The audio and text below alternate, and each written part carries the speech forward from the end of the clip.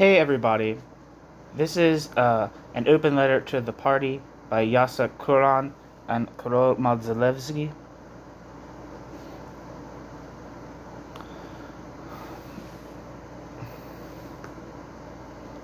I'm gonna look up Jacek, Kuron and Karol Modzelewski. Jacek Kuron, I think it's like in front of the C. Jacek Kuron lived from 1934 to 2004 and was one of the democratic leaders of opposition in the People's Republic of Poland. Jacek Kuron was widely known as the, quote, godfather of the Polish opposition, end quote, not unlike Václav Havel in Czechoslovakia. Jacek Kuron was a prominent Polish social and political figure, known for Jacek Kuron's efforts at reforming societies under the control of the Soviet Union. As an educator and historian, Jacek Kuron first postulated the concept of a decentered movement that would question the totalitarian system and the totalitarian system's personality cult. Jacek Kuron started out as an activist of the Polish Scouting Association, trying to educate young people that would take charge of the future. Jacek Kuron later co-founded with Antoni Macierewicz the Workers' Defense Committee, or KOR, a major dissident organization that was superseded by Solidarity in August 1980. After the changes in independent Poland, Jacek Kuron ran for president supported by the likes of Jan Karski and served twice as Minister of Labor and Social Policy. Jacek Kuron was the father of chef Maciej Kuron.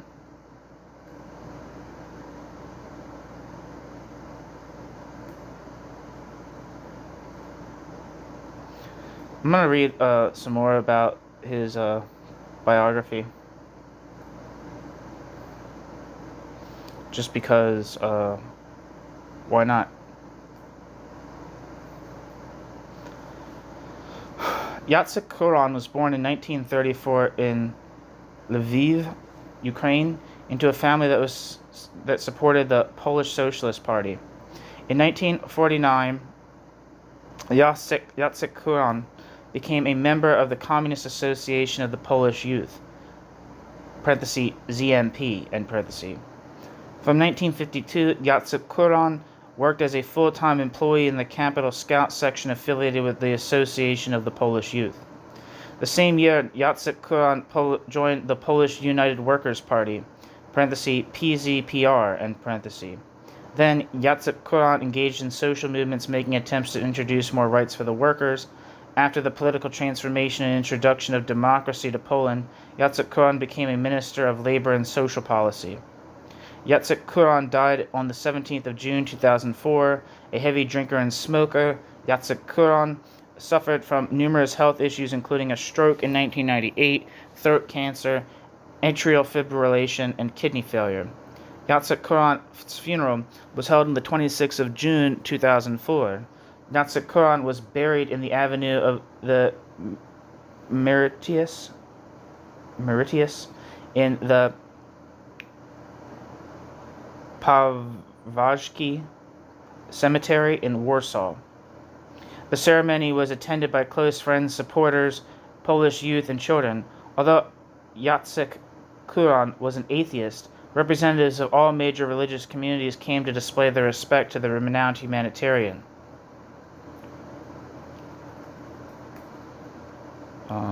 Early social and political activities. In 1955, the Crooked Circle Club was established. Jacek Kuron and Karol Modzelewski were among the most prominent members of the club. In 1957, Kuron graduated from the Faculty of History at the University of Warsaw. In 1964, together with Karol Modzelewski, he wrote the open letter to the party.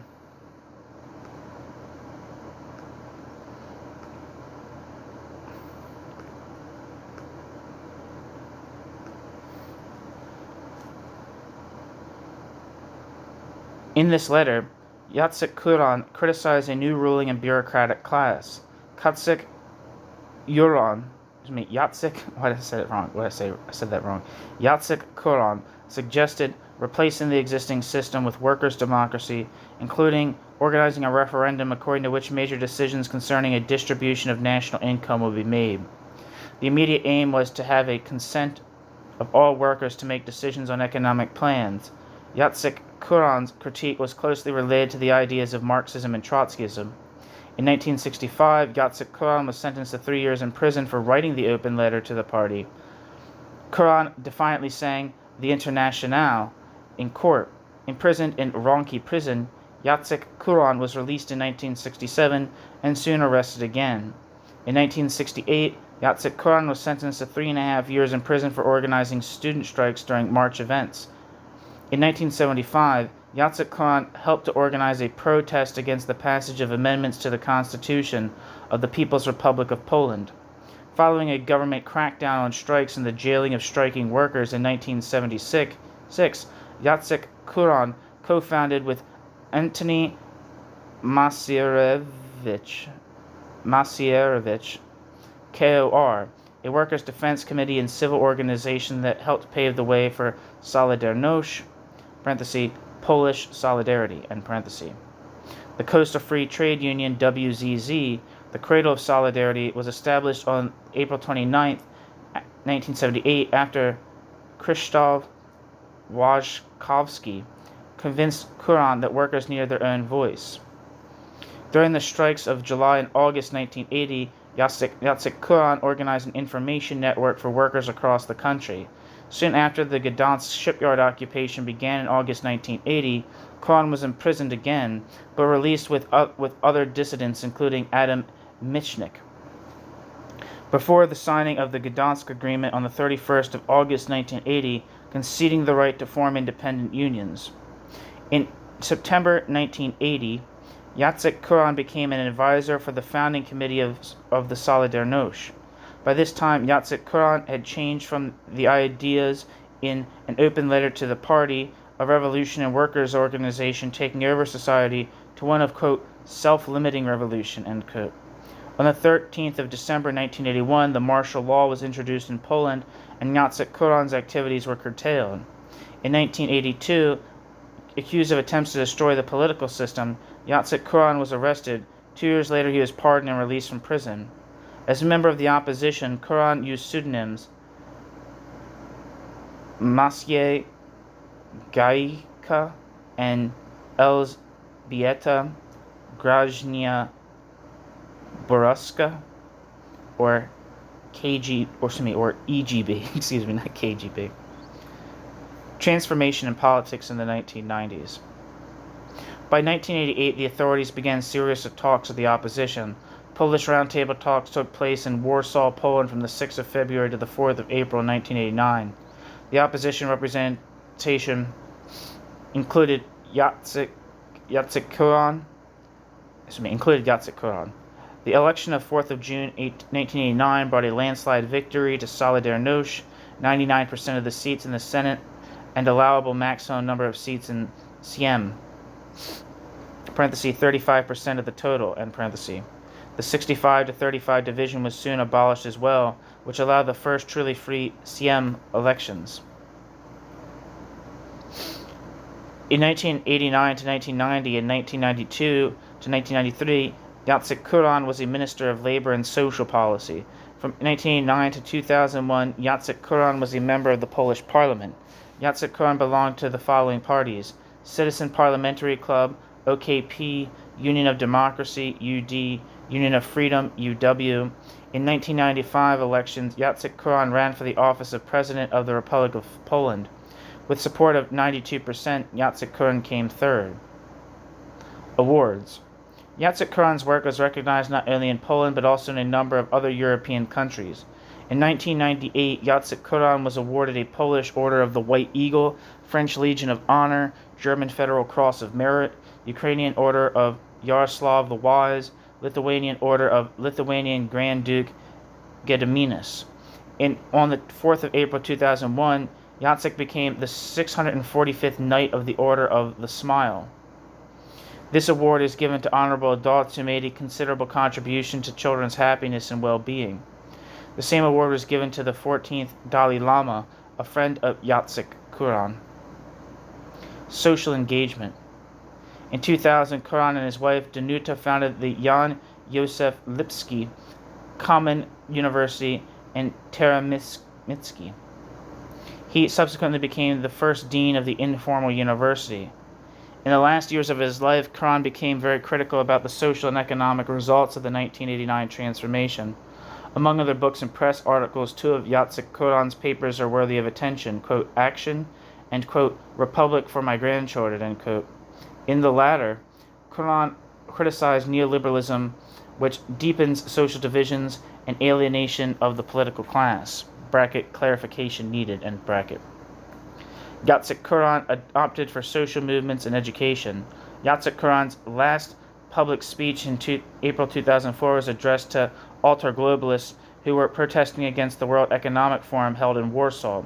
Jacek Kuron said, quote, It is you, my dear friends, who have to perform the actions which contemporary political elites cannot perform.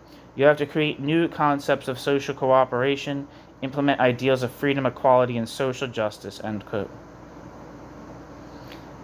Anecdotes. The Polish unemployment benefit is colloquially referred to by Poles as the Kuron, the Kurniowka, parenthesis, literally, quote, Kuron soup, end quote, in tribute to Jacek Kuron's legacy as Minister for Social Policy. Jacek Kuron was a proud owner of a yellow thermos bottle. Many people speculated about its contents. Some claimed it contained whiskey. They reached this conclusion because Kuron, unlike other politicians, used to be very straightforward and sincere. The riddle of the yellow thermos was uncovered in the book Urban Legends by Mark Barber and Yoshich Orlinsky. Orlinsky happened to have an opportunity to taste the contents of the thermos. To his great surprise, the liquid to which Kuron was addicted was not an alcoholic beverage, but an extremely strong tea. The yellow thermos accompanied Kuron on his last journey. You know, I just lost a very special blue water bottle, and yeah, it makes me feel sad because I want to be remembered. I wanted to be remembered for my blue water bottle. Now I have to get a new one.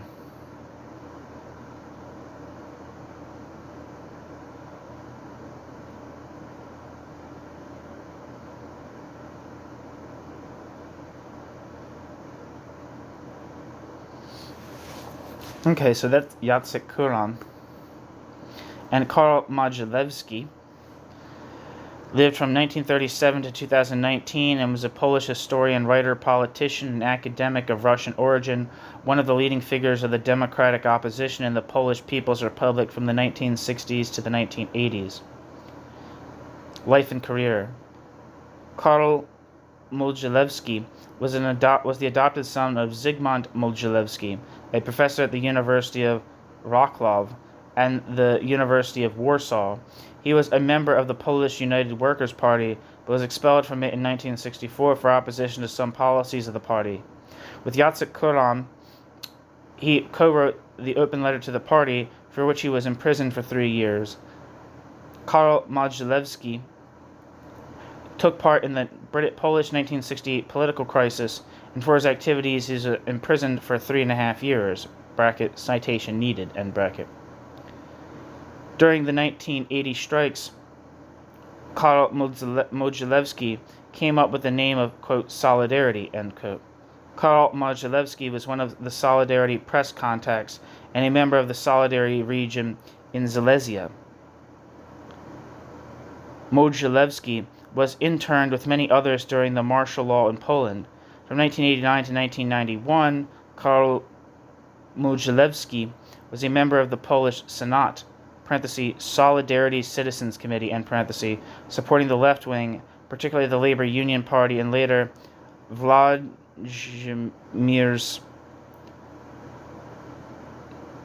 Cimoszewicz.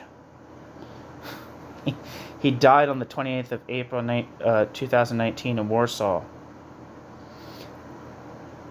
Awards and distinctions. In 1998, Karol Modzelewski was awarded Poland's highest distinction, Order of White Eagle.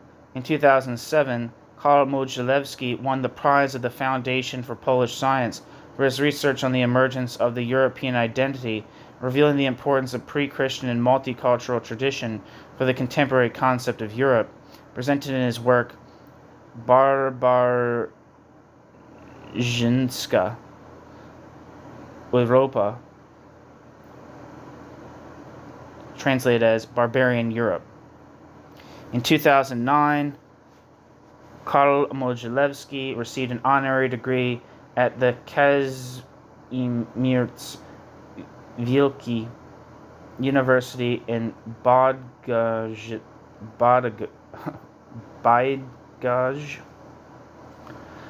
In 2014, Karol Modzelewski was the winner of the prestigious Nike Award for his autobiography entitled something in Poland, quote, "Will Ride the Mare of History to the Ground, Confessions of a Bruised Rider," end quote, as well as Kazimierz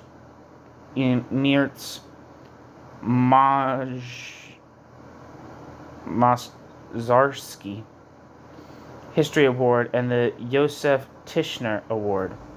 In 2016, Karol Modzelewski became an honorary citizen of the city of Wrocław, and together with Rosa Thun, received the Order of Légion d'Honneur.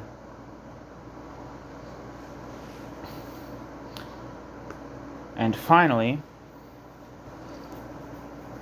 the Wikipedia for the open letter of the party says, which I'm reading now, it says, the open letter to the party was a document written and then distributed in March 1965 by Jacek Kuron and Karol Modzelewski, critiquing the Polish United Workers' Party. Background and publication. Following October 1956, many members of the Union Polish Youth, ZMP, were left unsatisfied with the extent of the reforms. Among them were Karol Modzelewski and Jacek Kuron, at the time history students at the University of Warsaw. With the closure of Po Prostu magazine, the organ of the ZMP, by the authorities the following year, some became so disaffected they withdrew from political action altogether, while others, including Jacek Kuron and Karol Modzelewski, chose to bide their time within party organizations, the former becoming active within the newly reformed Polish Scouting and Guiding Association, while the latter became a member of the PZPR at his university. In 1962, the pair established a political discussion club at the University of Warsaw, which was open to participants from outside the university. The group soon attracted the attention of the intelligence services and in 1963 was put under surveillance. By the May of that year, the activities of the club were suspended by the regional committee of the PZPR, and it was ultimately dissolved. On the 14th of April 1964, a rally was held at the University of Warsaw in support of the signatories of the Letter of 34, leading to further conflict with the local PZPR. An official group critical of the PZPR soon adhered around Kuron and Modzelewski, with the intention of producing a publication that would analyze the party from a Marxist and Trotskyist perspective. The security service wiretapped members of the group and arrested Kuron and Modzelewski in November 1964, although they were soon released. The pair, alongside several of their associates, were expelled from the PZPR. Kuron and Modzelewski authored a new version of the publication they had been working on. On the 18th of March 1965, Kuron and Modzelewski distributed their open letter to the party amongst their fellow students and the university's PZPR committee, as well as Alexander Giestor, I don't know. New section. Contents. The open letter was a public attack on the nature of the party bureaucracy. Jacek Kuron and Modzelewski argued it formed a new elite class that worked against the interests of the Polish working classes. Split over 11 chapters, the text outlined a history of the bureaucratic monopolization of the Polish state, According to the two authors, factors which had contributed to the formation of this class included the backward economic situation of Poland, the presence of the Red Army in Poland, and the reliance on the Soviet bureaucracy itself. New section, Aftermath. Following the publication and dissemination of their open letter, Kuron and Modzelewski were arrested and received sentences of 3 and 3.5 years in prison respectively. Their co-defendants, Kazimierz Badowski and Ludwik Haas, Romuald Zmich, were tried and sentenced in secret. The latter were all members of a minor Trotskyist anti-Stalinist dissident group. In protest at the sentences, Isaac Deutscher penned his own open letter to Władysław Gomulka and the Central Committee of the Polish Workers' Party, in which he questioned the legitimacy of the trials, the dedication of those in Gomulka's government to communism, as well as Gomulka's personal commitment to de-Stalinization. Criticism.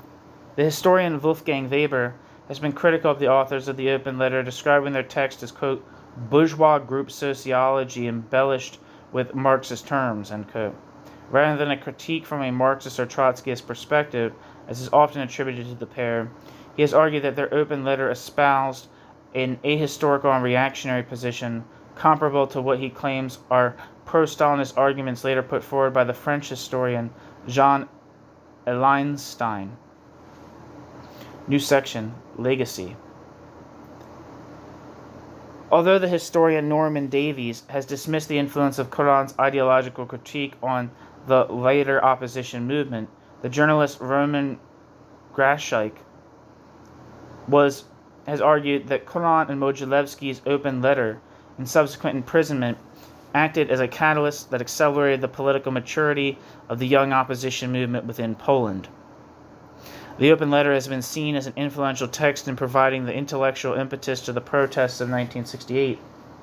When the student leader Daniel Cohn-Bendit stood trial for his role in the May 1968 in France, he gave his name as Kuron Modzelewski. Responding to an article published in Kultura in 1977, Haas would go on to pen his own open letter to Ojciec Rzechter, in which he critiqued Stalinism and the communist bureaucracy in Poland. In 2013, Sławomir Sierakowski, editor-in-chief of Krytyka Polityczna,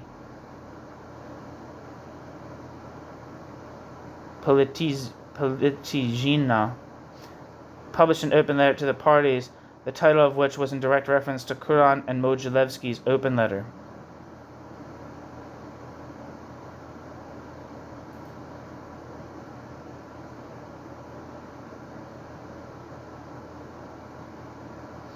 So, I think I can actually start reading the piece now.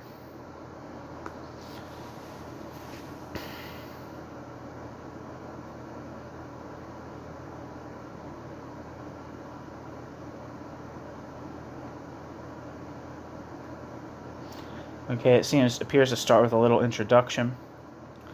On the 27th of November 1964, Jacek Kuron and Karol Modzelewski, both lecturers at Warsaw University, were expelled from the Polish United Workers' Party. The basis for their expulsion was a document they had written analyzing the Polish economic and political system, attacking the regime, and calling for workers' democracy. Kuron and Modzelewski were tried in Kamera in July 1965. Kuron was sentenced to 3 years in prison, Modzelewski to 3.5. Appearing on the pages that follow are major portions of Kuron and Modzelewski's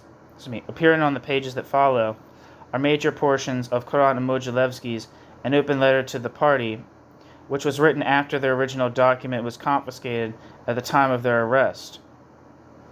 It is an exciting, extraordinary document, the work of intelligent, principled revolutionaries whose discussion of the new bureaucratic class is the most thoughtful we have seen from socialists in Eastern Europe.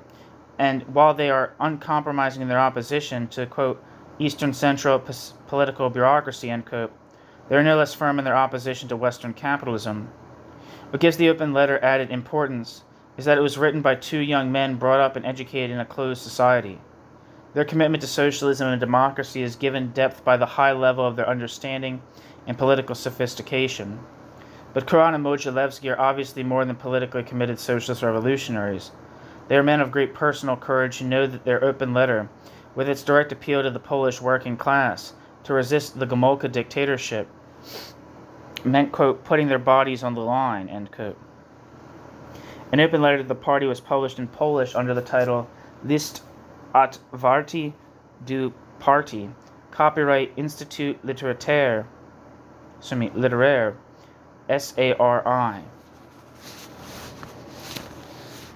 I'm going to see if I can find, the book I'm reading this from is an abridged version. I'm going to see if I can find a full version.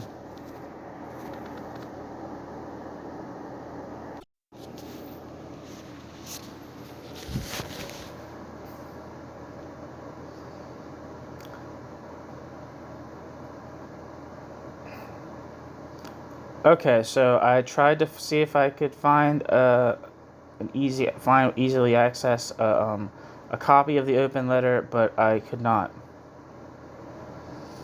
So I'm just going to read this version, which has pieces removed from it for edited from it. But I think that I trust that what is relevant was taken out responsibly and not in a manipulative way, because this the book that I'm getting this from is titled Communism. Sorry, trying to get through. It's like a busted ass PDF. It's one of them PDFs, photocopied PDFs. Yeah, it's titled Soviet Communism and the Socialist Vision, edited by Julius Jacobson. If you don't know who Julius Jacobson is, he is the editor of the Third Camp newspaper or journal, New Politics.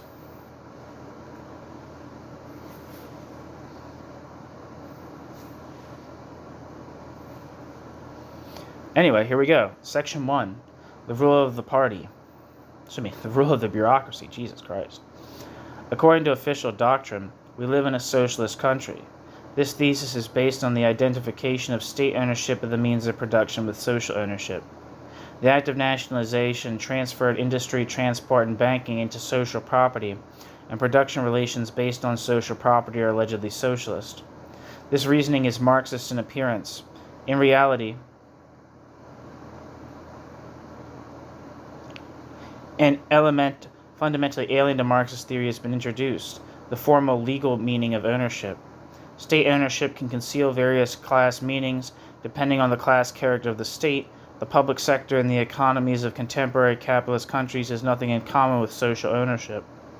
This is true not only because there exist beside it private capitalist corporations, but because the worker in a capitalist state factory is totally deprived of ownership, since he has no real influence in the state and has no control over his own labor and its product.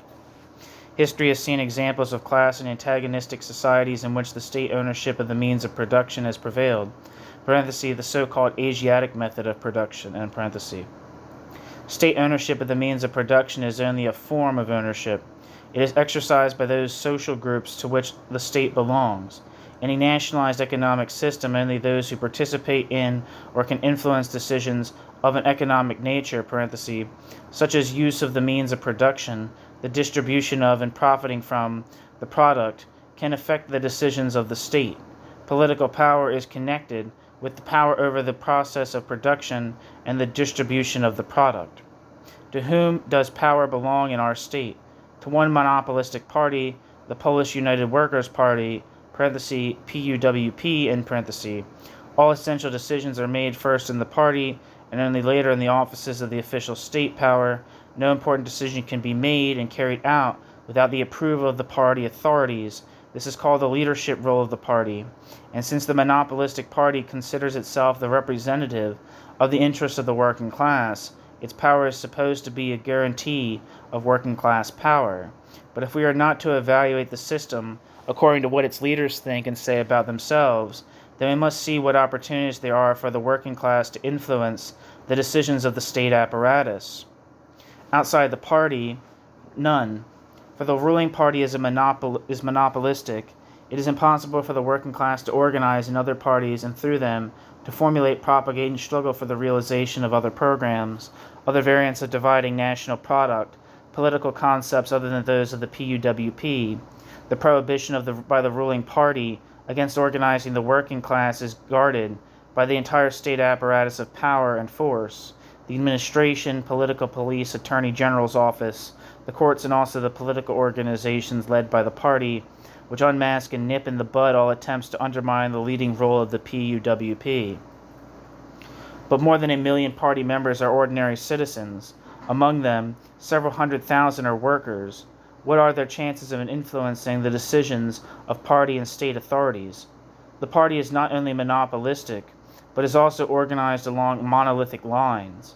All factions, groups with different platforms, organized political currents, are forbidden within the party. Every rank-and-file member is entitled to his opinion, but he has no right to organize others who think as he does, to follow his program, and he has no right to organize a propaganda and electoral struggle for the realization of that program. Elections to party offices, to conferences and congresses become fictitious under such conditions, since they do not take place on the basis of different programs and platforms, i.e. an assessment of political alternatives, Exercising political initiative in society demands organization, but in any attempt to exert influence on the decisions of the, quote, top, end quote, the mass of rank-and-file party members is deprived of organization, atomized, and therefore powerless. The only source of political initiative can be, in the nature of things, organized bodies, i.e. the party apparatus. Like every apparatus, it is organized hierarchically. Information flows upward, while decisions and orders are handed down from above. And in every hierarchical apparatus, the fountainhead of orders is the elite, the group of people who occupy conspicuous positions in the hierarchy and who collectively make basic decisions. In our system, the party elite is, at one and the same time, also the power elite. All decisions relating to state power are made by it.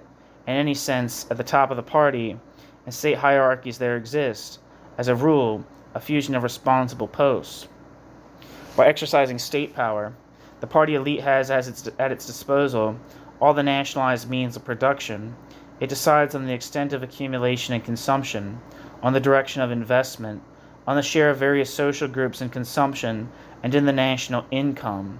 In other words, it decides on the distribution and utilization of the entire social product. The decisions of the elite are independent, free of any control on the part of the working class and of the remaining classes and social strata. The workers have no way of influencing them, nor have party members in general. Elections in the same and national councils become fictitious, with only one list of candidates drawn up by the, quote, top, end quote, and a lack of any real differences in the programs of the PUWP and the satellite parties, United Peasant Party and Democratic Party, This party state power elite, free of any social control and able independently to make all key economic decisions of nationwide importance, as well as all political decisions, we shall call the central political bureaucracy.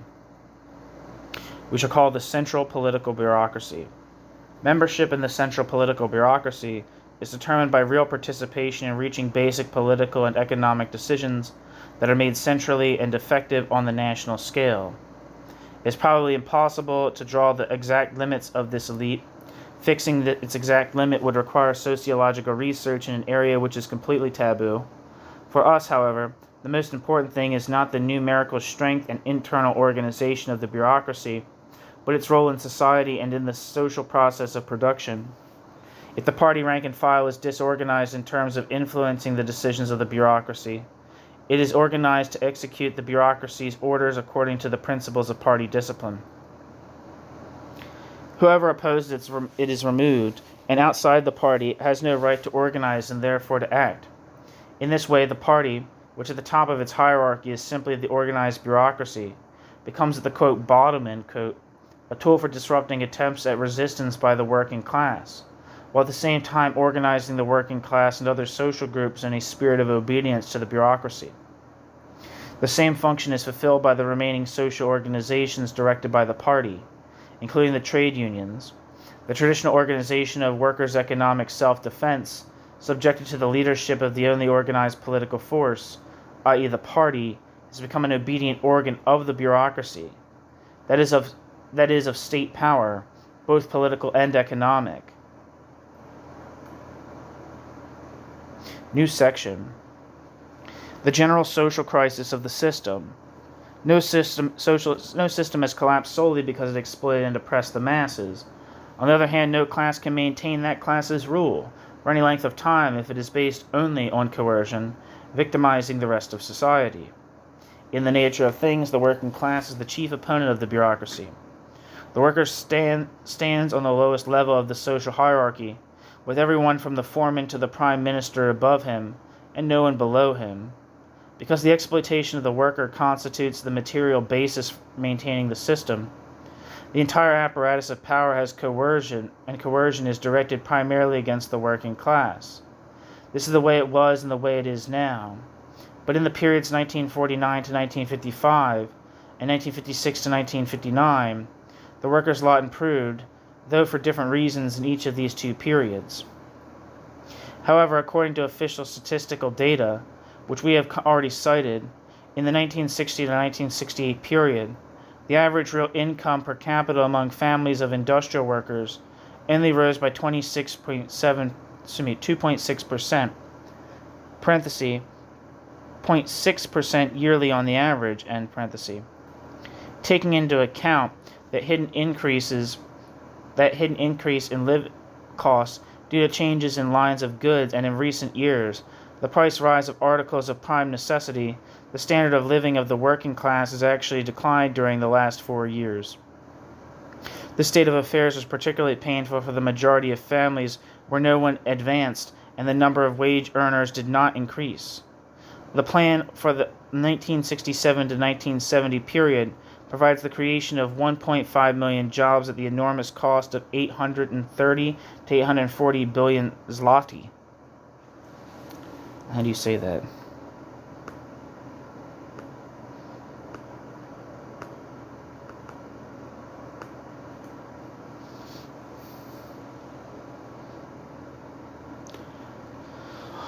It says the Zloty. The zloty is the basic monetary unit of Poland, equal to 100 groszy. Grosz. Grosz.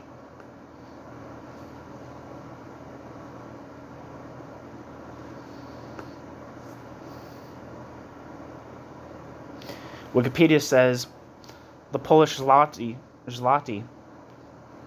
is the official currency and legal tender of Poland. The Polish zloty is subdivided into 100 grosz. It is the most traded currency in Central and Eastern Europe and ranks 21st most traded in the foreign exchange market. The word zloty is a masculine form of the Polish adjective, quote, golden, end quote, which closely relates with its name to the guilder, whereas the gross subunit was based on the groschen, cognate to the English word groat.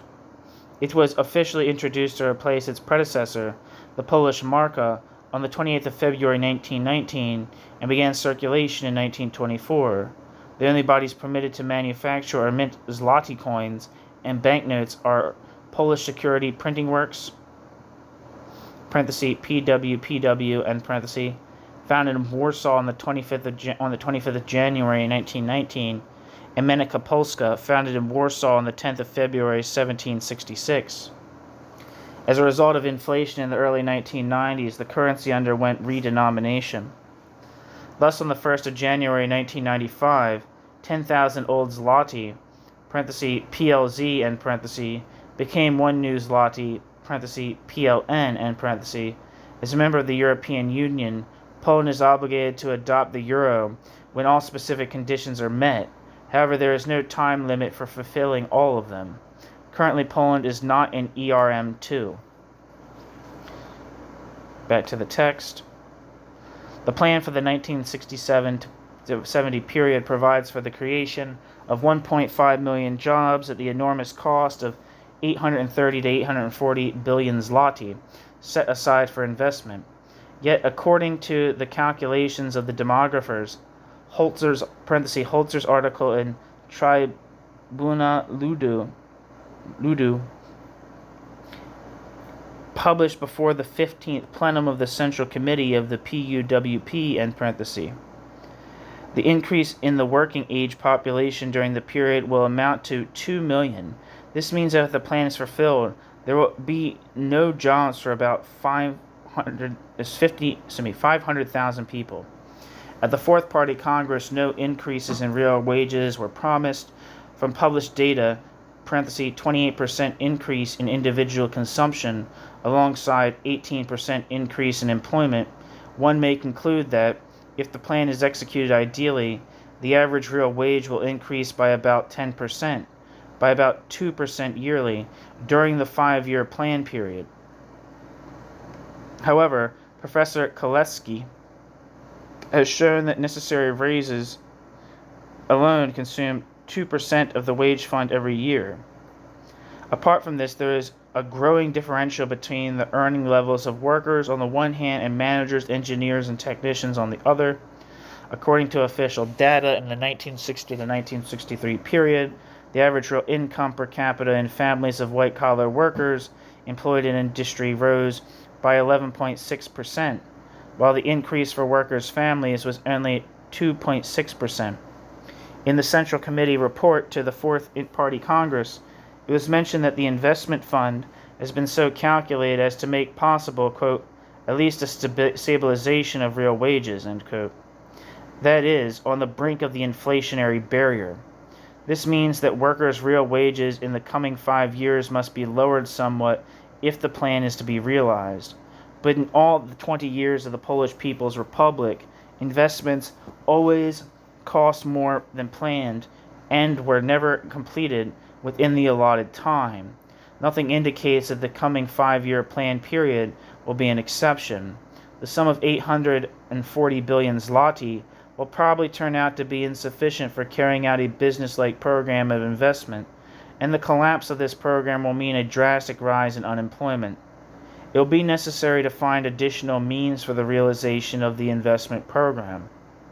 Since these means can only be found by subtracting them from the consumption fund, and the assumption that real wages can be stabilized will not prove correct, a substantial fall in real wages will result, and the inflationary barrier will be broken. The possibilities of supplementing the investment fund by lowering real wages are limited, however, for economic and political reasons. Therefore, it is likely that the investment program of the 1966 to 1970 period will not be fulfilled after all, and no way will be found of creating the 1.5 million new jobs. The new number of people for whom there will be no jobs will then exceed 500,000. The mass proportions of unemployment will probably compel the economic bosses to employ some of these people, despite the shortage of jobs. In that case, the nominal wage fund will rise while production will not increase. This will cause a disruption in the balance of the market. Prices will soar and real wages will fall further, while hundreds of thousands of people of working age will still find no work. As can be seen in a growing crisis, the system not only deprives the working class of the prospect of an improved material situation, it is not even able to assure the maintenance of earnings at the present level or the retention of jobs. By treating social consumption as a necessary evil, the bureaucracy tries to keep the earnings of numerous categories of hired workers at subsistence levels. This includes not only industrial, construction, and transport workers, but also the large majority of white-collar employees in telecommunications, the communal economy, trade, the health services, education, and the lower echelons of civil service. This mass of low-paid white-collar employees differs in no way from the working class in terms of their material situation and future prospects. Everything we have said about the workers' material conditions of existence when the system is in economic crisis applies to the large majority of all employees outside of agriculture. Industrialization has brought a substantial improvement in the social and cultural conditions of the working class. Education has become universal, and the young have been given an opportunity to advance. since university education has become accessible to all. Many of these achievements, state housing at low rents, free medical care, social benefits, etc., constitute an indispensable part of the historically determined subsistence level, given the low level of the working wage. In crisis conditions, the bureaucracy first limits all expenditures which might be called, quote, investments in the human being, end quote, and this hits the poorest categories of the population hardest: the working class, the low-paid white-collar employees, and the poorer peasantry. Despite the very bad housing situation, Poland is one of the last on the European list in constructing housing. Poland has also adopted a cooperative system which is supposed to supply 60% of the apartments in the next 5-year plan. That is why the cost of building apartment houses were transferred from the state budget to individual incomes, which means that apartments will not be obtained by those who need them most, but by those who can pay for them.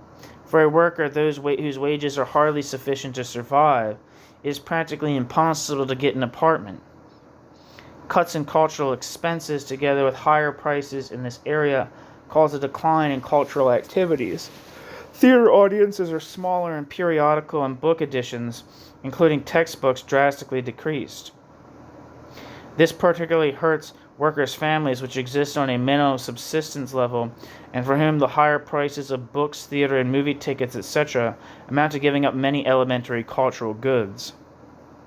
Cuts in expenses for higher education, in particular for scholarships, student cafeterias, and dormitories, make it difficult for youngsters from workers, peasants, and lower middle-class families to attend universities. Their percentage in higher education decreases. A money standard limits their rights to education and social advancement.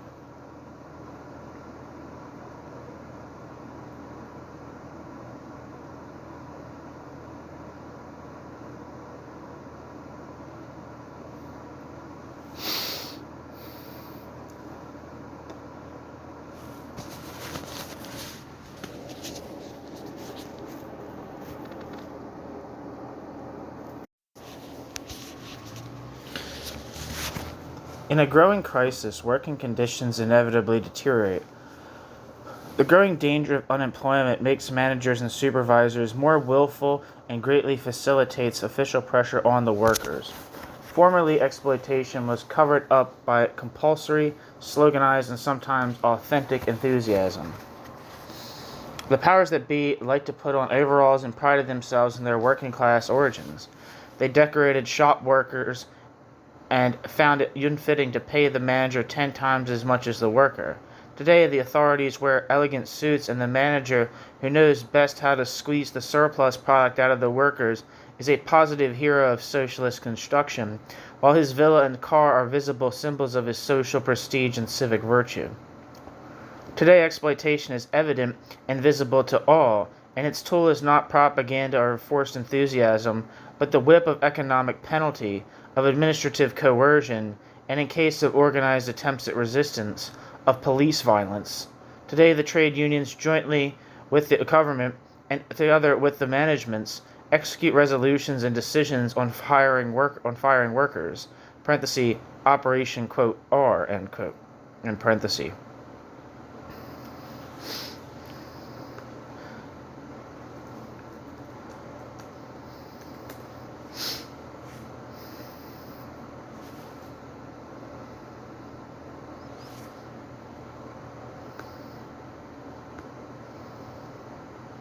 Thus, the crisis worsens the material, cultural, and social situation of the working class, intensifies the degree of its captivity in its place of work, and completely deprives it of prospects for the realization of its minimal interest within the framework of prevailing production and social relations.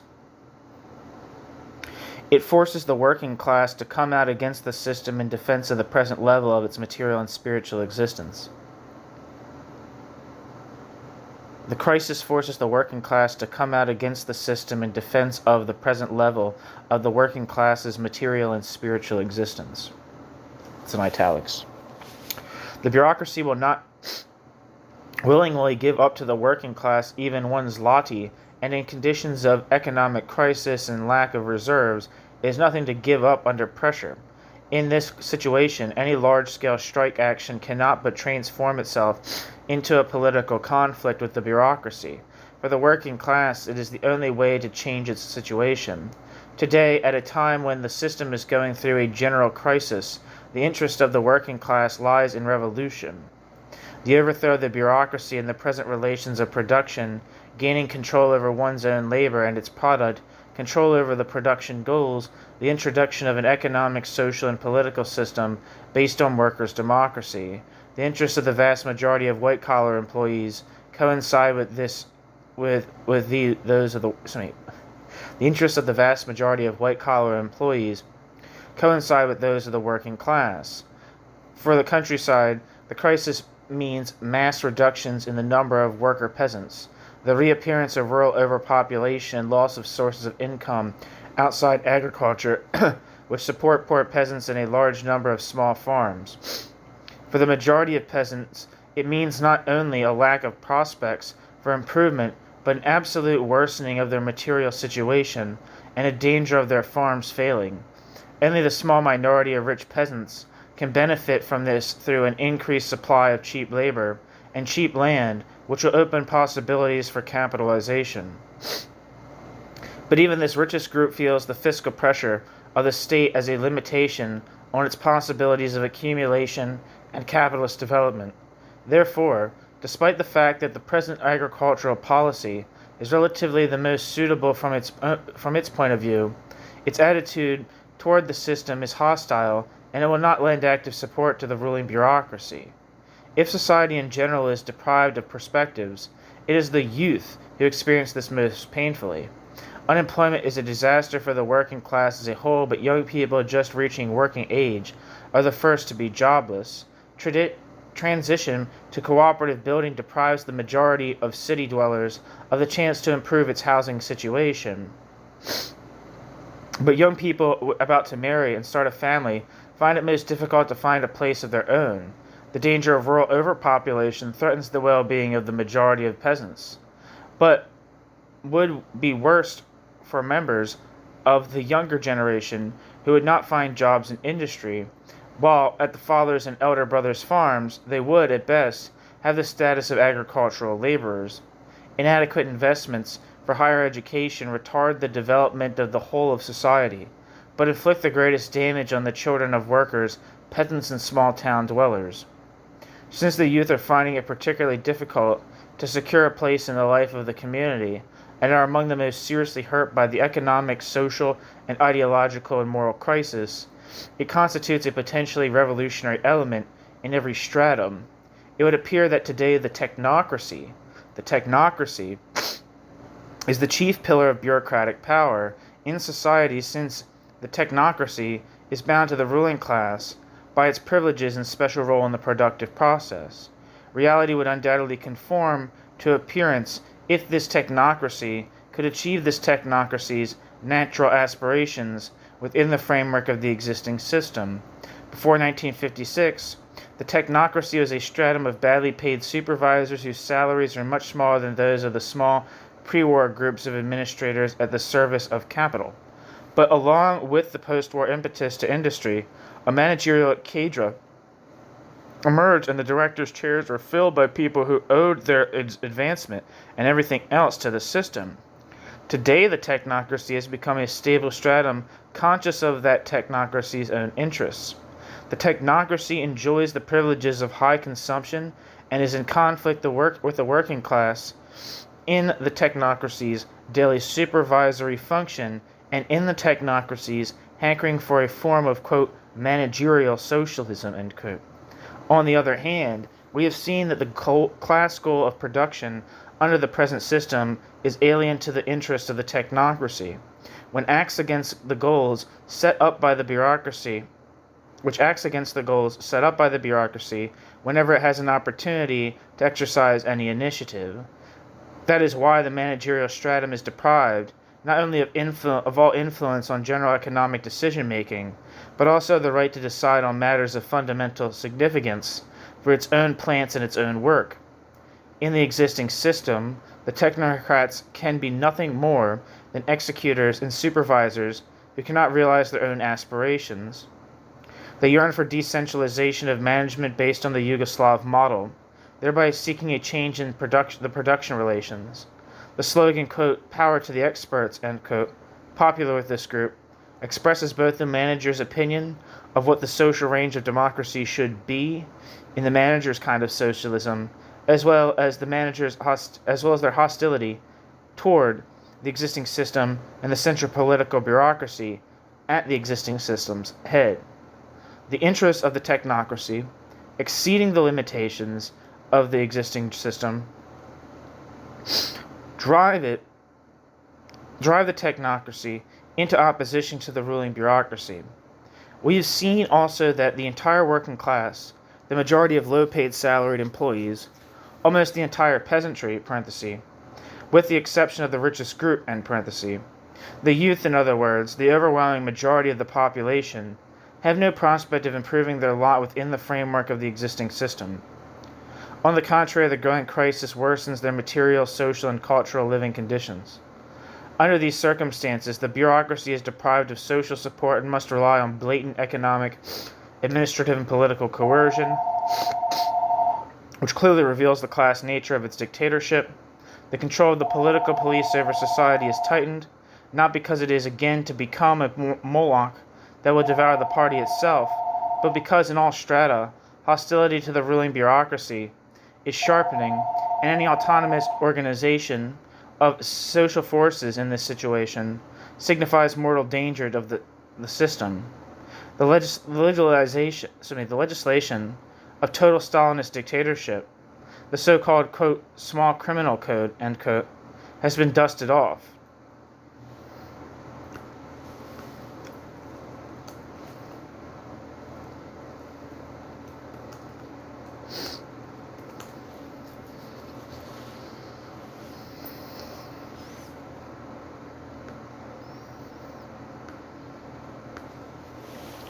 By its very nature, the bureaucracy destroys social initiative, since the bureaucracy's rule is based on a monopoly of social organization and the atomization of independent social forces. This tendency is reinforced during times of crisis when any authentic social initiative becomes a more dangerous threat to the bureaucracy. Initiatives connected with the development of social thinking and with the enrichment of cultural and ideological life, discussion clubs, cultural societies, etc., are subjected to strict control and threatened and treated by the authorities as a potential danger. The same applies to all signs of independent ideological political activity and to discussions in the livelier youth and party organizations, something that the members of the party and SYU at the university know from their own experience. Since it no longer has the possibility of imposing its hegemony on the rest of society, the bureaucracy has no ideology of its own. Nothing has replaced this official Stalinist doctrine that was shattered in 1956-57.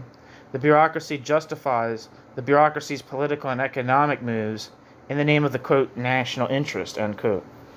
The national interest, if the national interest is not the interest of the various classes and strata in society, can only be the interest of the class in whose hands state power resides.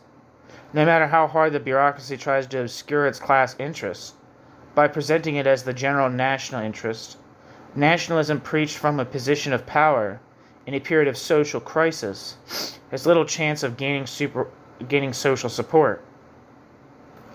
Having no official coherent ideological system, while at the same time controlling the sum total of collective life and all forms of ideological life in the country by means of organizational, administrative, and police methods, the bureaucracy seeks to eliminate all signs of ideological dependence in a time of general crisis.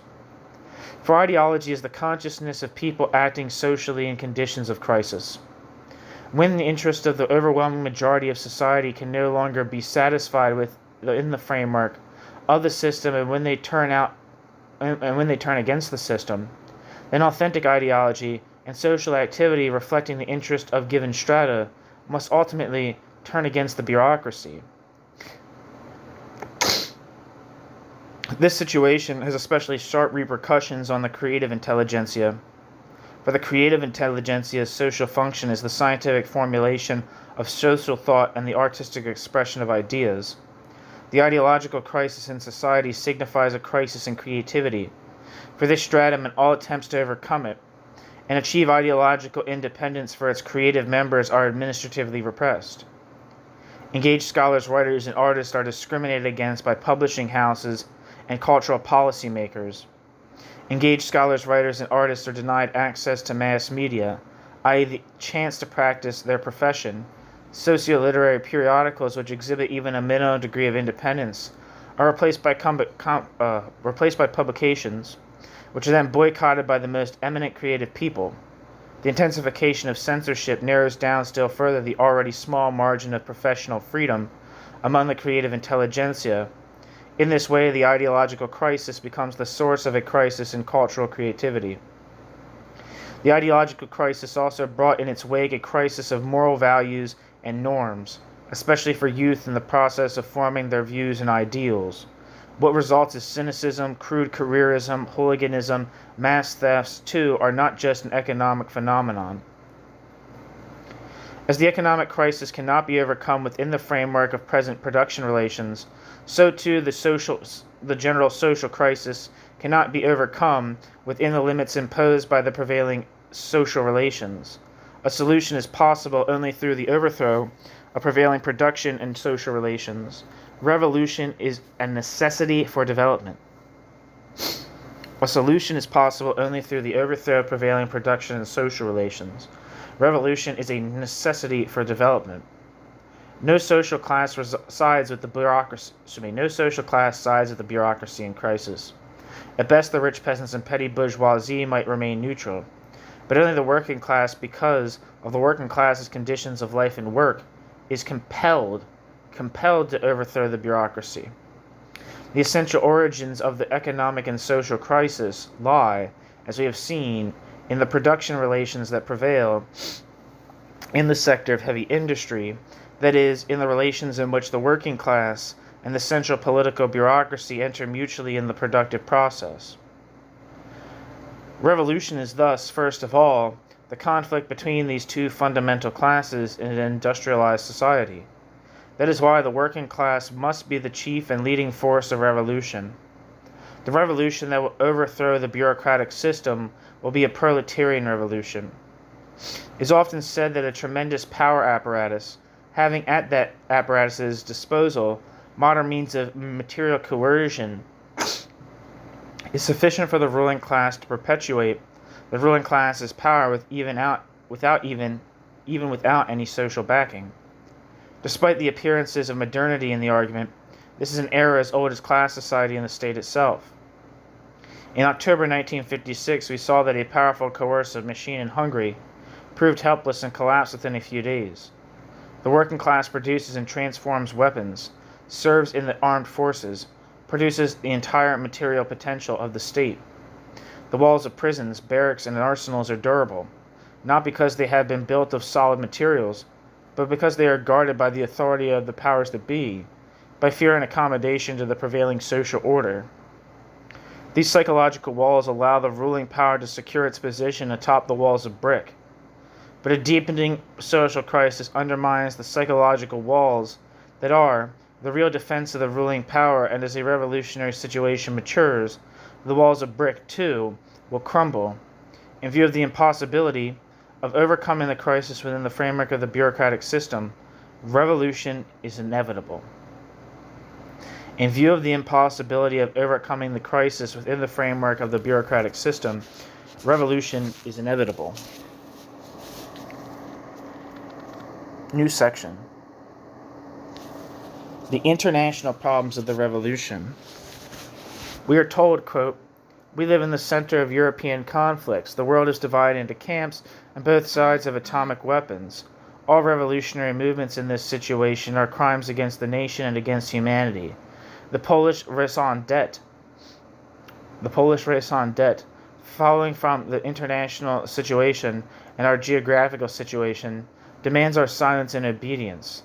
Otherwise, we are menaced with atomic annihilation, or at best with intervention by the tanks of a friendly power, as happened in Hungary. Under such conditions, to analyze social structures, to discuss surplus value, to work out political programs, These are occupations which are either irrational or simply harmful. In order to build socialism, one must first of all exist. End quote.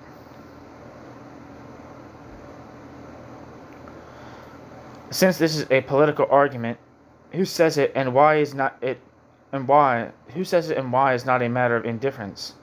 It is said first of all by the very representatives of the ruling state power, although they do not always dot all the quote I's. It is also said by people who reluctantly admit to connections with the government but willingly suggest that at the bottom of their souls they are opposition-minded. They nevertheless proclaim obedience to the ruling state power as they defend it. As propagandists of the system they speak, as alleged members of the opposition they are silent. Their resistance does not go beyond the intimate area of their spiritual experience.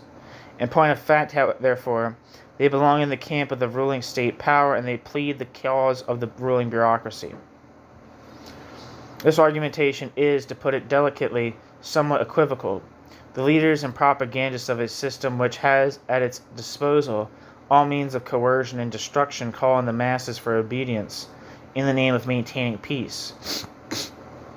A typical argument, quote, from a position of strength, end quote, this blackmail can be rational and convincing. Let us therefore calmly consider this reasoning without deluding ourselves that it is a form of gentle persuasion.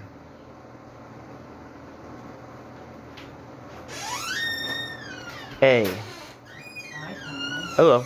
This thinking is based on the assumption that revolution is the result of a criminal conspiracy against internal or world peace.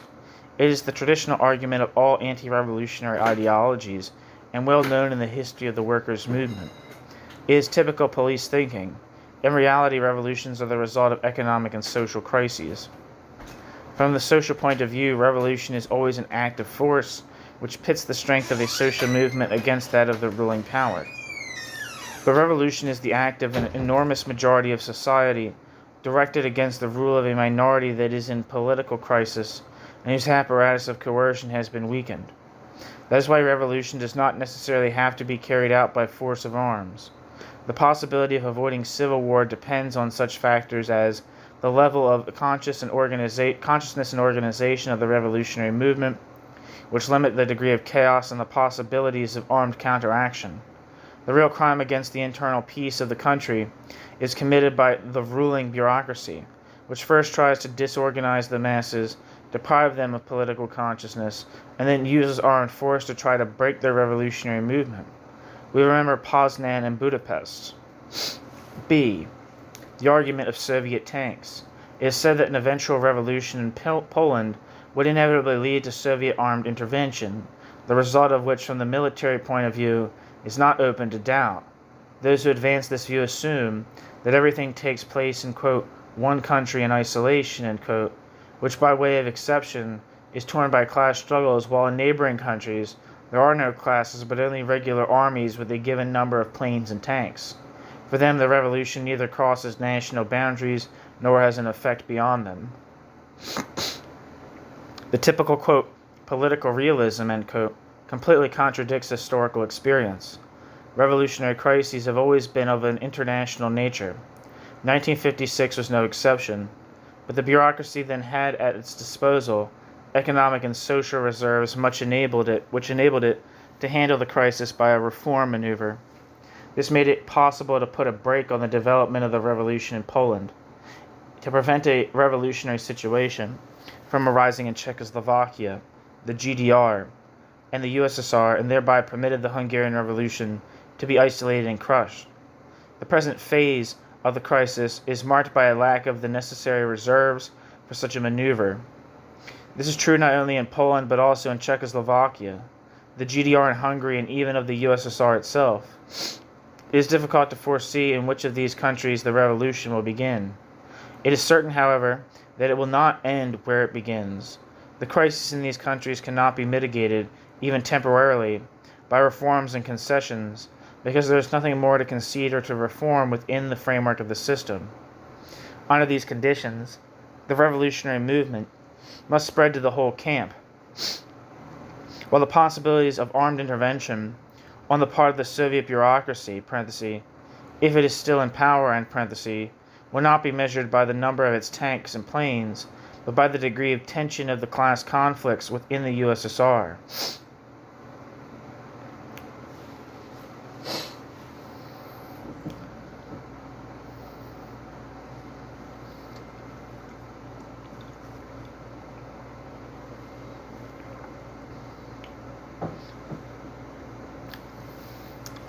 The anti-bureaucratic revolution undoubtedly undermines the political stabilization of neo-capitalism, though it obviously more directly menaces the central political bureaucracy. In any case, it is improbable that Western imperialism, which would gladly take the place of the overthrown bureaucracy, would resort to intervention for that purpose.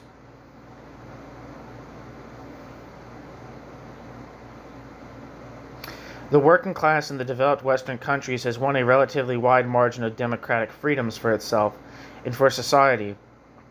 Therefore, war requires proper preparation of public opinion.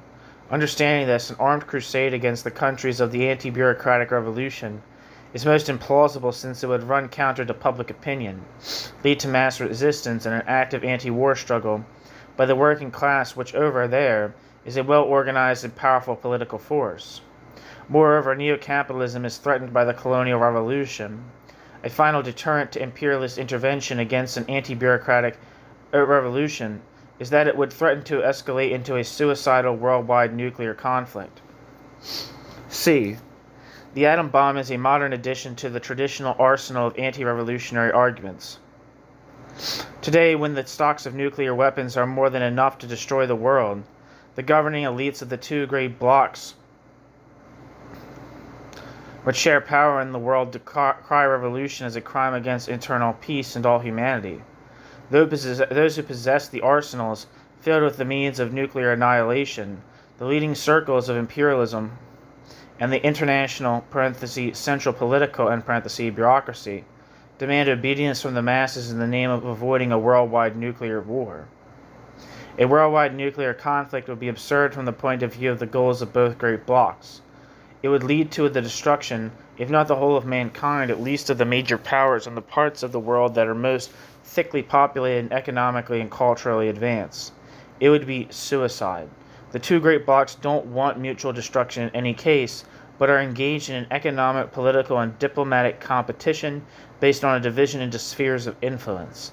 In their struggle against the revolutionary movement, atomic weapons are a means of blackmail. It is a well-known fact, however, that since the end of World War II, revolutionary wars are continually being waged in various parts of the world, while at the same time, and independent of them, the two great blocs, having atomic weapons at their disposal, carry on their politics of tension and rapprochement. This was pointed out recently by the leaders of the Chinese bureaucracy, when their conflict with the Soviet bureaucracy and their attempt to strengthen their independence and international position drove them to an alliance with the forces of the colonial revolution. The bureaucracy speaks a great deal about the need to maintain peace on the basis of the status quo, but every time its rule is threatened, it did not hesitate to use armed might. It used tanks against the demonstrating Berlin workers in June 1953. It did the same against the Poznan workers in 1956 and against the workers of Novocherkassk in 1962. It launched a regular war against the working class in Hungary.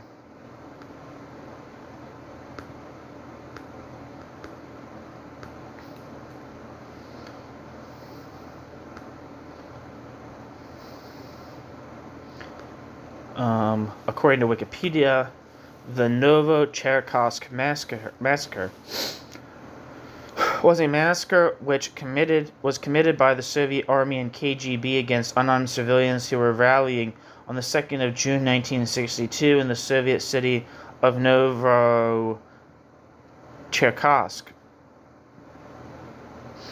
A few weeks prior to the massacre, workers at the electro-locomotive Novocherkassk plant (NEVZ) had organized a peaceful labor strike. Government forces killed 26 people according to the official account in the massacre. On January 1st, 1962, the wages at the NEVZ were lowered by 30 to 35%. At the same time, the production quotas, which were set up for workers as a part of the Soviet Union's planned economy, were raised. These events also coincided with a sharp nationwide increase in the price of dairy and meat products, up to 35% according to one account, raising them above the budget of many workers. Protesters gathered near the city's central administrative building did not disperse when ordered by the surrounding Soviet troops, who then opened fire, killing 25 and wounding 87, including children. Arrests, show trials, and cover-ups ensued. About 240 were arrested, 7 people were convicted of various crimes such as, quote, mass disorder, end quote, and sentenced to death, and hundreds of others were imprisoned for up to 15 years, though the prison terms of some were later reduced, News of the events never appeared in the state-controlled press, and the Soviet government continued to conceal it until April 27, 1991. However, it was described in a few underground samizdat publications, which would include this one that I'm reading now. The 26 dead were secretly buried by KGB operatives in graves which are not disclosed to relatives and friends until the 2nd of June 1994, when almost all bodies were discovered and reburied at the official memorial. In 1992, after the dissolution of the Soviet Union, the events were investigated by the Chief Military Prosecutor's Office. The major suspects among the highest-ranking Soviet officials, such as Nikita Khrushchev, Anastas Mikoyan, Frol Kozlov, and several others who were deemed responsible for the massacre, had died by the time of the investigation. Each year, the massacre is commemorated on its anniversary by a group of surviving participants. Some of the victims of the massacre were symbolically compensated for their illegal imprisonment and deaths. In 1990, a museum was dedicated to the victims of the massacre next to the square when it took place.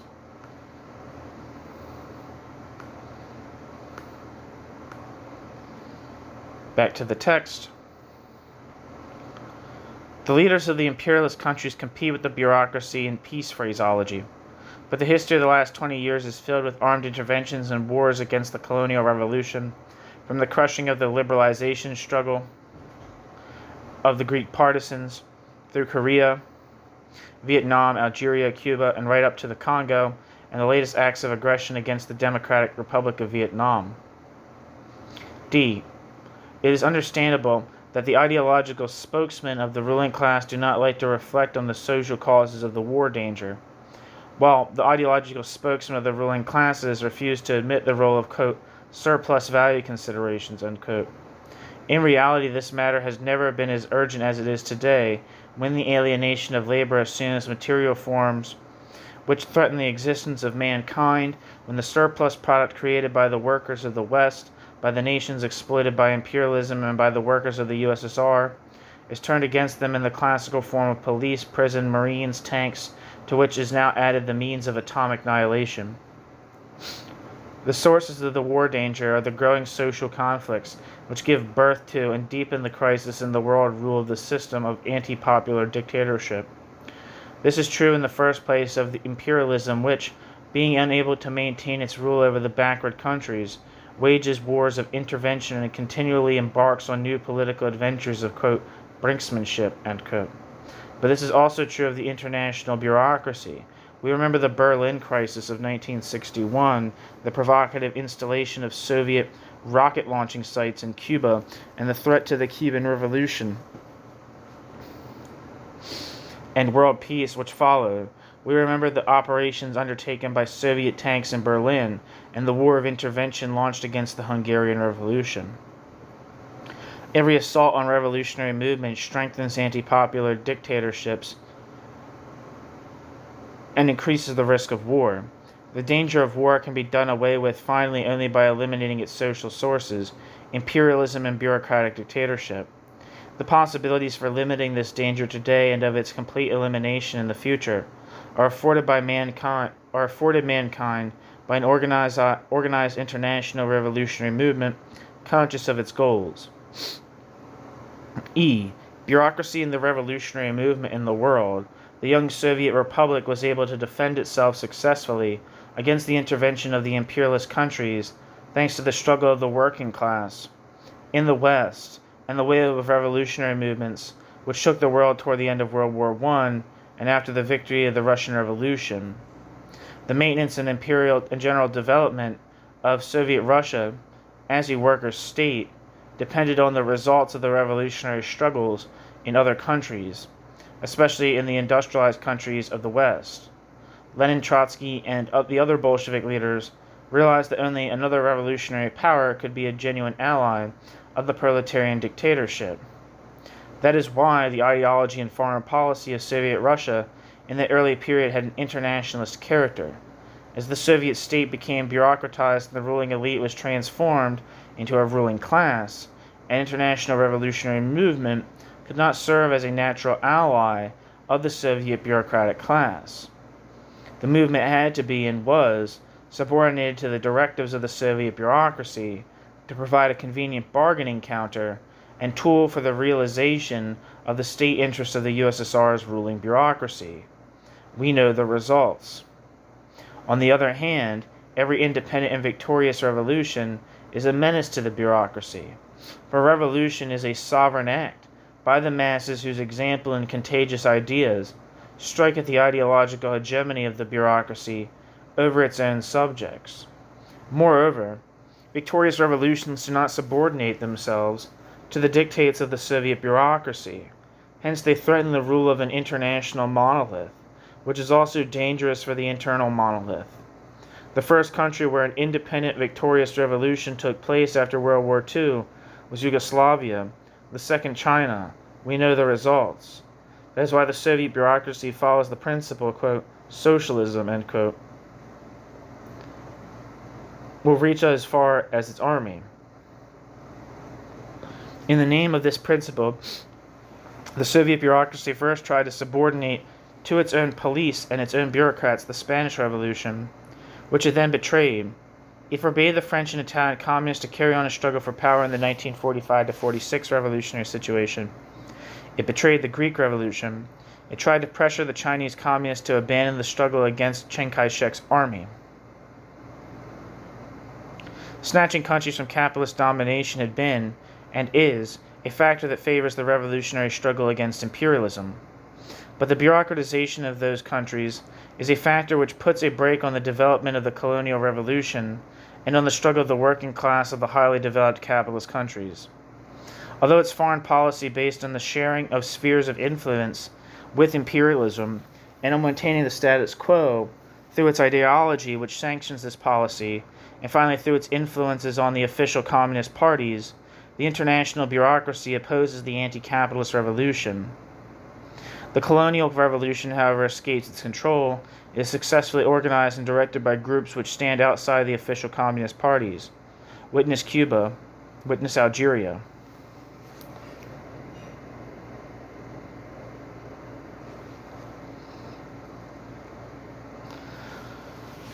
The control exerted by the international bureaucracy over the world communist movement is going through a crisis that has been deepened profoundly by the first anti-bureaucratic revolutions in Poland and Hungary. A victorious anti-bureaucratic revolution will put an end to the dictatorship's control and prove to be the natural ally of the world revolutionary movement.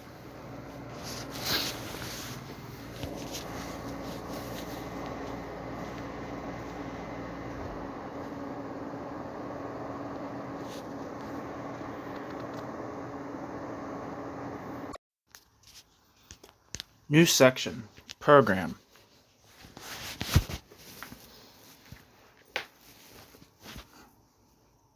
Thus far we have considered the revolution as the gravedigger of the old order. It also creates a new society. It is the working class, which must be the main and leading force of the revolution, capable of developing a real viable program. The class interest of the workers demands the abolition of the bureaucratic ownership of the means of production and of exploitation. This does not mean that the worker is to receive in the form of a working wage the full equivalent of the product of his labor. The level of development of the productive forces in a modern society necessitates a division of labor in which there are unproductive sectors supported by a material product created by the worker. Therefore, under conditions of a workers' democracy, it will also be necessary to set aside from the total product a part earmarked for accumulation, for the maintenance and development of health services, education, science, culture, social benefits, and those expenditures for administration and for the apparatus of political power, which the working class will recognize as indispensable. The essence of exploitation is not that the working wage represents only a part of the value of the newly created product, but that the surplus product is taken away from the worker by force and that the process of capital accumulation is alien to his interests, while the unproductive sectors serve to maintain and strengthen the rule of a bureaucracy or bourgeoisie over production and over society, and thus, in the first place, over the labor and social life of the working class. To abolish exploitation means, therefore, to create a system in which the organized working class will be master of its own labor and the resulting product, in which the organized working class will set the goals of social production, decide on the sharing and use of the national income, hence define the size and purpose of investment, the size and disbursement of expenditures for social benefits, health services, education, science, and culture, the amount for the power apparatus and its current tasks, in brief, a system in which the working class will exercise economic, social, and political power in the state. How should the working class and the working class estate be organized in order that it might rule over its own labor and its product? A. If there is no workers' democracy in the factory, there can be none in the state or any long-term basis, for it is only in the factory that the worker is a worker, that he fulfills his fundamental social function. If he were to remain a slave in his place of work, then any freedom outside the place of work would soon become, quote, Sunday freedom, end quote, fictitious freedom. The working class cannot rule over its own labor and its product without controlling the conditions and goals of its toil in the factory. To that end, it must organize itself in the plants and workers' councils in order to run the factories. The manager must be made into a functionary subordinate to the council, controlled, hired, or dismissed by the council. However, these days, all key decisions relating to the management of an enterprise are made centrally. Under these conditions, the workers' council would, in practice, be deprived of power. The manager is closely bound up with the offices which make the decisions. The central apparatus of economic management. In this situation, the workers' council would inevitably be reduced to an adjunct to the management, as is the case with the present-day conferences of workers' self-government. That's in caps. Let me see if there's anything for that.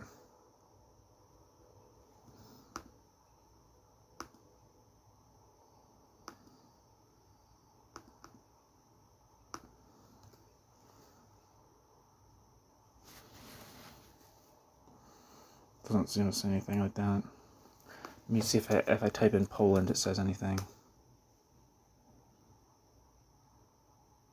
I'm not seeing anything.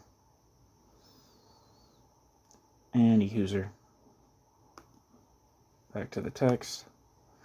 To manage enterprises through its workers' councils, the working class must take the enterprises independent, creating the preliminary conditions for the workers' democracy, and at the same time adapting management relationships to the new class goal of production. As we've already shown, the system of centralized management is an organizational tool of production for the sake of production, whereas production for the sake of consumption requires a decentralized system. So let me repeat that. As we have already shown, the system of centralized management is an organizational tool of production for the sake of production, whereas production for the sake of consumption requires a decentralized system, end parenthesis. Thus, while taking the first step toward realizing its program, the working class achieves that which is most far-reaching and progressive in the program of technocracy, the independency of enterprises. But the working class and the technocracy each imbue this concept with a fundamentally different social content. To the technocracy, independence of an enterprise means that management has full powers in the factory. For the working class, independence of an enterprise means self-government for the working force. That is why the working class must go beyond plant management by the councils. Workers' self-rule, limited to the level of the enterprise, would inevitably become fictitious and a cover for the power of management in the factory and for the rule of a new technocratic bureaucracy. Exploitation would be maintained and the former state of chaos would return in a new form. Basic decisions relating to the sharing and use of the national income naturally have a general social character, that is, they are made on an economy-wide scale and therefore they can only be made centrally. If these central decisions were to remain outside the influence of the working class, it would not rule over the product that it has created and over its own labor. B. That is why, in addition to factory councils, the working class will have to organize the working class itself into a nationwide system of councils of workers' delegates headed by a central council of delegates. Through the system of councils, the working class will determine the national economic plan and maintain permanent control over its execution. I think that was supposed to be, it says plant, but I think that's plan. Through the system of councils, the working class will determine the national economic plan and maintain permanent control over its execution.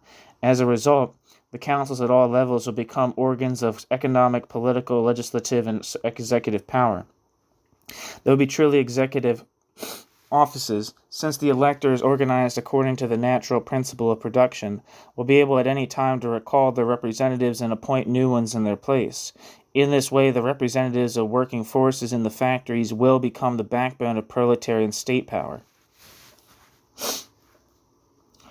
If, however, the workers' representatives in the Central Council of Delegates were to have only one draft plan for the division of the national income laid before them by the government or by the leadership of a single ruling political party, their role would be limited to a mechanical act of voting. As we noted earlier, a monopolistic ruling party cannot be a workers' party. It inevitably becomes the party of the dictatorship over the working class, an organization of a bureaucracy designed to keep the workers in the whole of society disorganized and in line. For the council system to become the expression of the organized will, organized opinion, and organized activity of the masses, the working class must organize itself along multi-party lines. For the council system to become the expression of the organized will, organized opinion, and organized activity of the masses, the working class must organize itself along multi-party lines.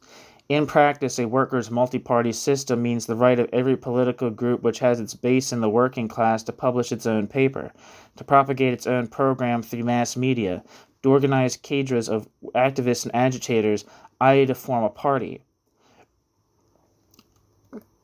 A workers' multi-party system requires freedom of speech, press, and association, the abolition of preventive censorship. A workers' multi-party system requires freedom of speech, press, and association, the abolition of preventive censorship, full freedom of scholarly research, of literary and artistic creativity. Without the freedom to elaborate, publish, express various ideological trends, without full freedom for the creative intelligentsia, there is no workers' democracy. In the workers' multi-party system, various parties will propose plans for the division of the national income to the Central Council of Delegates, creating conditions for discerning alternatives and for freedom of choice and for central representatives of the working class and for factory workers electing and recalling their delegates. We speak of a workers' multi-party system, although it would neither serve any purpose nor even be possible to limit membership in the parties only to workers. The working class character of the multi-party system would follow from the nature of state power organized as a system of councils. This means that parties seeking to influence the center of political power would be obliged to win influence among the workers. By the same token, we are against the parliamentary system. The experience of both 20 years period shows that it carried no guarantee against dictatorship, and in its most perfect form, it is not a form of people's power. In the parliamentary system, parties compete for votes. Once the votes have been cast, election programs can be tossed into the wastebasket. The deputies in Parliament feel close only to the leadership of the party which nominated them. The electorate, artificially arranged in purely formal districts, is atomized, and the right to recall a deputy is fictitious.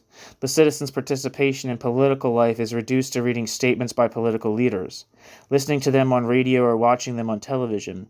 Once every 4 or 5 years, he goes to the ballot box to decide which party's representatives are to rule him. everything happens with this mandate, but without his participation. In addition, Parliament is a purely legislative body which permits executive power to emerge as the only real authority, dominated by men of economic power. Thus, in the parliamentary system, the working class and the whole of society, on the strength of their own vote, are deprived of influence on the center of power. As against this formal periodic voting, we propose the regular participation of the working class, through its councils, parties and trade unions, in economic and political decision-making at all levels. In capitalist society, above Parliament stands the bourgeoisie, disposing of the surplus product. In the bureaucratic system, above the fiction of Parliament, the central political bureaucracy rules indivisibly. In a system of workers' democracy, if it takes a parliamentary form, the working class will stand above it, organized into councils and having at its disposal the material basis of society's existence, the product of its labor. D. The working class cannot decide directly, but only through its political representation at the central level, how to divide the product it has created. But as its interests are not entirely uniform, contradictions between the decisions of workers' representatives and the aspirations of particular sections of the working class are unavoidable. The very fact of separating the function of management from the function of production carries with it the possibility of alienation of the elected power, at the level of both the enterprise and the state.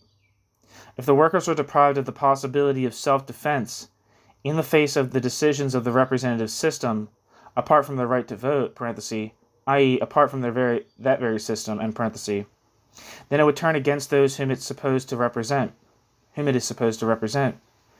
If the working class was deprived of the possibilities of self-defense in the working class's own sake, workers' democracy would be fraudulent. This defense should be assured by trade unions completely independent of the state, with the right to organize economic and political strikes. This defense should be assured by trade unions completely independent of the state, with the right to organize economic and political strikes. The various parties, competing for influence in the trade unions, would struggle for the preservation of the working class character. C. To prevent the institutions of workers' democracy from being reduced to a facade, behind which the old disorder would make a comeback, their democratic forms must be the living expression of the activity of the working masses. Administrators, experts, and politicians have the necessary time and knowledge to bother with public affairs, while the worker is obliged to stand next to his machine. To take an active part in public life, the worker, too, must be provided with the necessary time and knowledge. This requires a certain number of hours to be set aside weekly from the required paid working time to ensure the universal education of the workers. This requires a certain number of hours to be set aside weekly for the required paid working time, to ensure the universal education of the workers.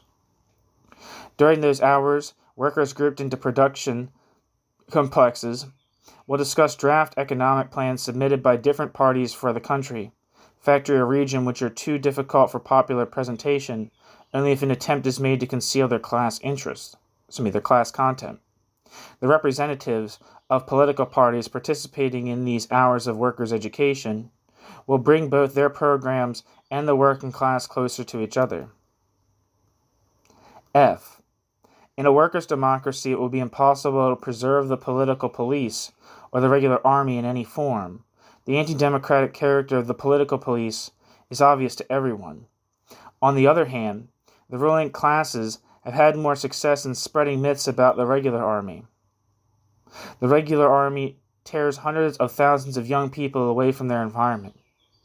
They are isolated in barracks, brainwashed by brutal methods, and taught, instead, a mechanical performance of every order issued by their professional commanders locked in a rigid hierarchy. This organization of armed force is separated from society in order that it may more easily be directed against society. The regular army, like the political police, is by its very nature a tool of anti-democratic dictatorship. As long as it is maintained, a clique of generals may always prove stronger than all the parties and councils. It is said that the regular army is necessary to defend the state.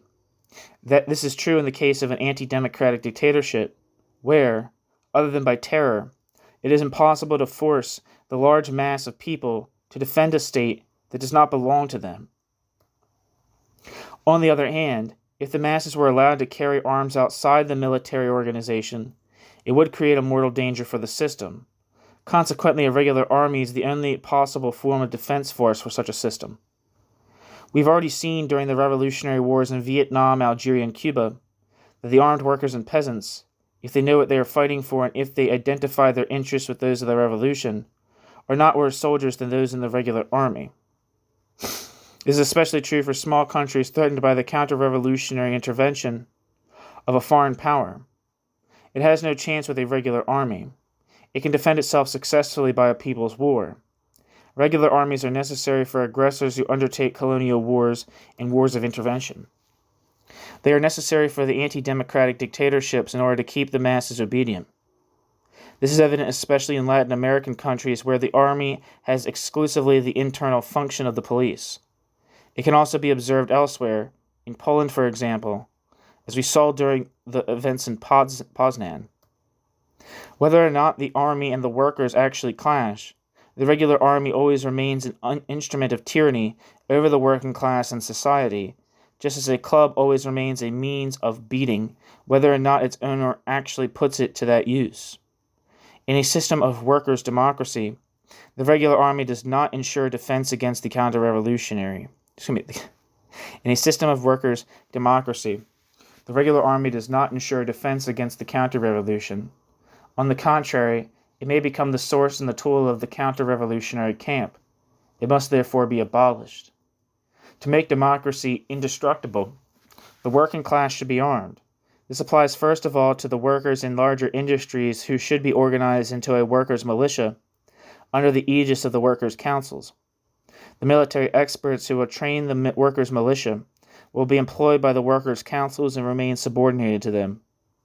In this way, the basic military repressive force in the state will be directly tied to the working class, which will always be ready to defend its own state and its own revolution. One moment.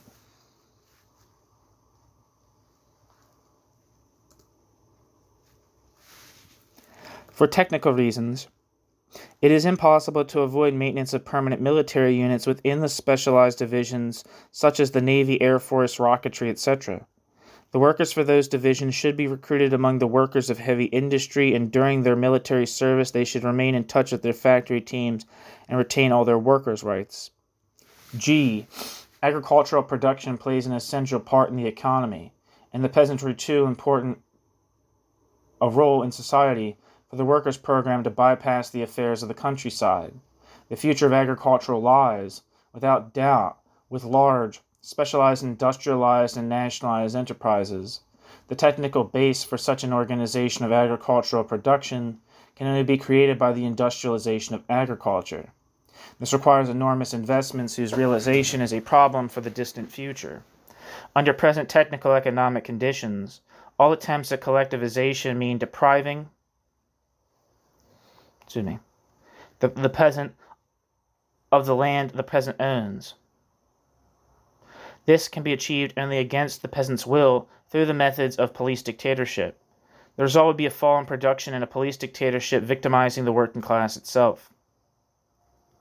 Such collectivization can be reconciled only with a bureaucratic system. It spells death for workers' democracy. The free, unlimited interplay of market forces, under conditions of individual ownership of land, and given the present structure of agriculture, leads to capitalist-type farming. The free, unlimited interplay of market forces, under conditions of individual ownership of land, and given the present structure of agriculture, deprives owners of small and scattered holdings of the possibility of concentrating their means of investment necessary for the development, and consequently shifts the major part of the means of investment in the countryside to the richest farms. It means the rationalization of the rural economy through a deep crisis, bankrupting the poorest holdings, and it means unemployment and high prices for necessities for the industrial working class. This is acceptable to the technocracy, which is naturally sympathetic to capitalist farming, but unacceptable to a workers' democracy. For the working class, the goal of production is the development of improved consumption for the broad mass of people who today live at subsistence level. As we have already seen, the bureaucracy pushes the consumption of the majority of villages even below that level, deprives the peasant economy of its surpluses in agriculture of any prospects of development, because it seeks to minimize the real expenditure on labor, and regards social consumption as a necessary evil. The interest of the working class lie in overthrowing these relationships between the peasant economy and the state. It demands a rapid development of agricultural production, the basis for increased consumption, through the development of the mass of small and medium individual holdings. This makes the working class the spokesman for the majority of peasants and creates the basis for a real alliance between them. To realize their common interest, it is necessary, first of all, to overcome the, quote, price scissors, end quote, which deprive small and medium peasant holdings of the material base for development, and to tax progressively the richest farms. Second, that part of the product of the peasant's labor intercepted by the state in the form of taxes or in any other way must be, after subtracting sums corresponding to the peasant's contribution to administrative expenditures, returned to the countryside in the form of social and cultural investments, and as state economic and technical aid to assist small and dwarf holdings. To achieve this, the peasantry needs to organize itself on an economic basis and elect its own political representatives. It must set up its own production organizations and find new perspectives for the almost 60% of the peasantry, which vegetates on small holdings and has labor surpluses. It is inadmissible to allow investment in industry to be blown up out of all proportion. This requires the proper use of labor surpluses in intensive additional production, such as livestock breeding, vegetable and fruit cultivation, and such industries as meat packing and fruit canning. This is very difficult, and in the case of processing plants, impossible to achieve with the scattered forces of small holdings. The precondition for success is the creation of associations of small and medium holdings having at their disposal a labor surplus. These associations, based on the land they possess, on cooperation and on state aid in the form of low-interest credits, participation in small investments, transport guarantees, etc., will then set up small processing plants and also in common organize their supplies and marketing. This is the cheapest way to increase the production of deficit-bearing agricultural produce and to integrate the underdeveloped food industry. It is also the only way of intensifying the work of dwarf and small holdings, and simultaneously employing on the spot the existing labor surplus. Peasant holdings must be provided with conditions favoring specialization of production, without which there can be no rational husbandry. At the same time, in their contacts with state purchasing enterprises, peasant producers must be organized to defend themselves against artificial lowering of prices. For the isolated peasant producer who enters into a, quote, voluntary, end quote, accord with the state is helpless when faced with the state's monopoly of the market. Accordingly, apart from creating production organizations, the rural population must form its own universal supply and marketing organization. For the peasant holdings.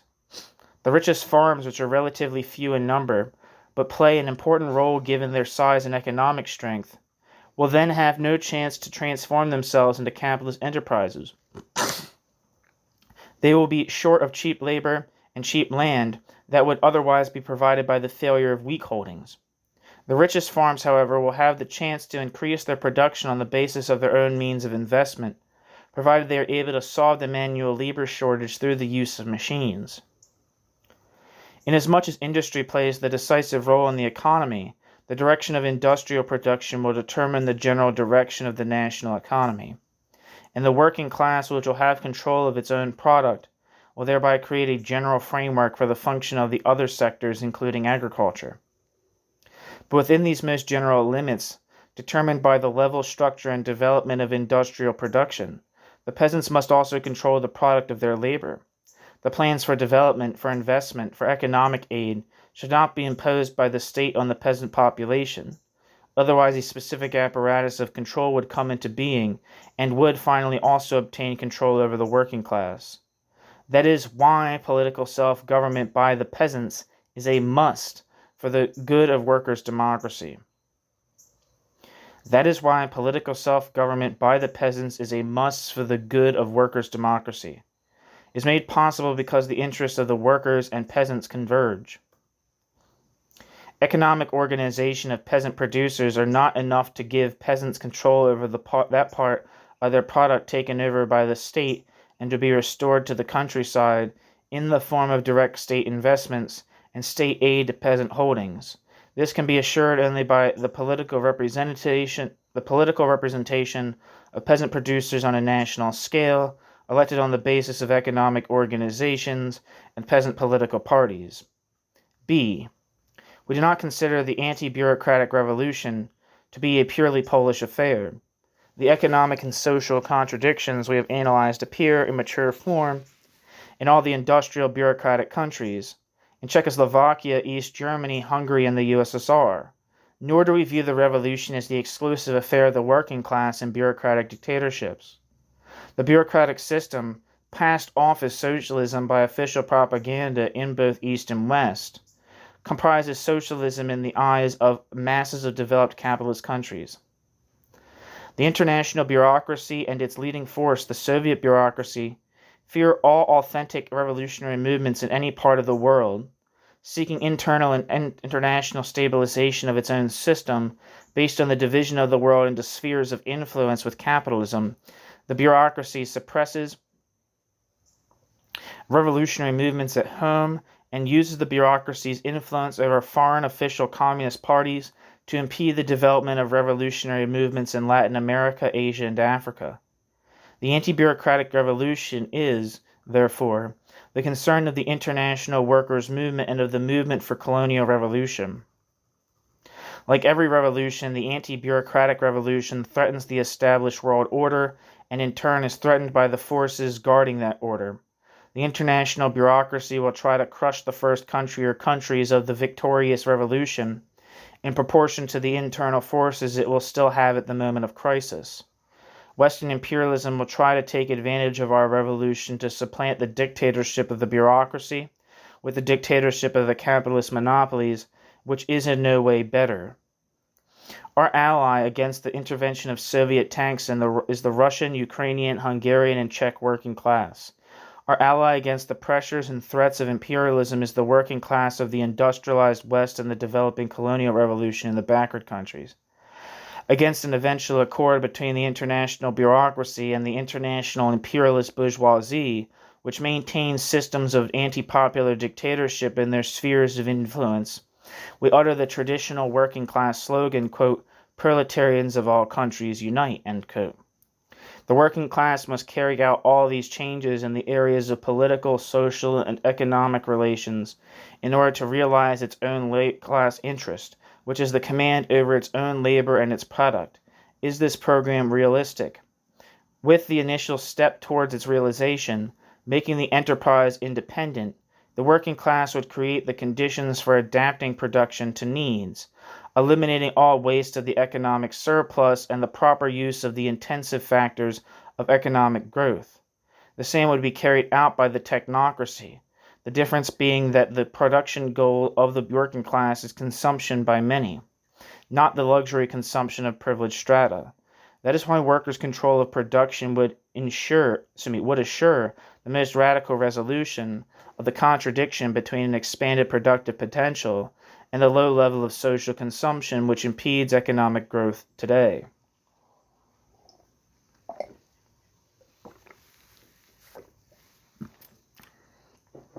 The workers' separate class interests coincide with the economic interests of the mass of low-paid white-collar employees and of the small and medium holders in the countryside.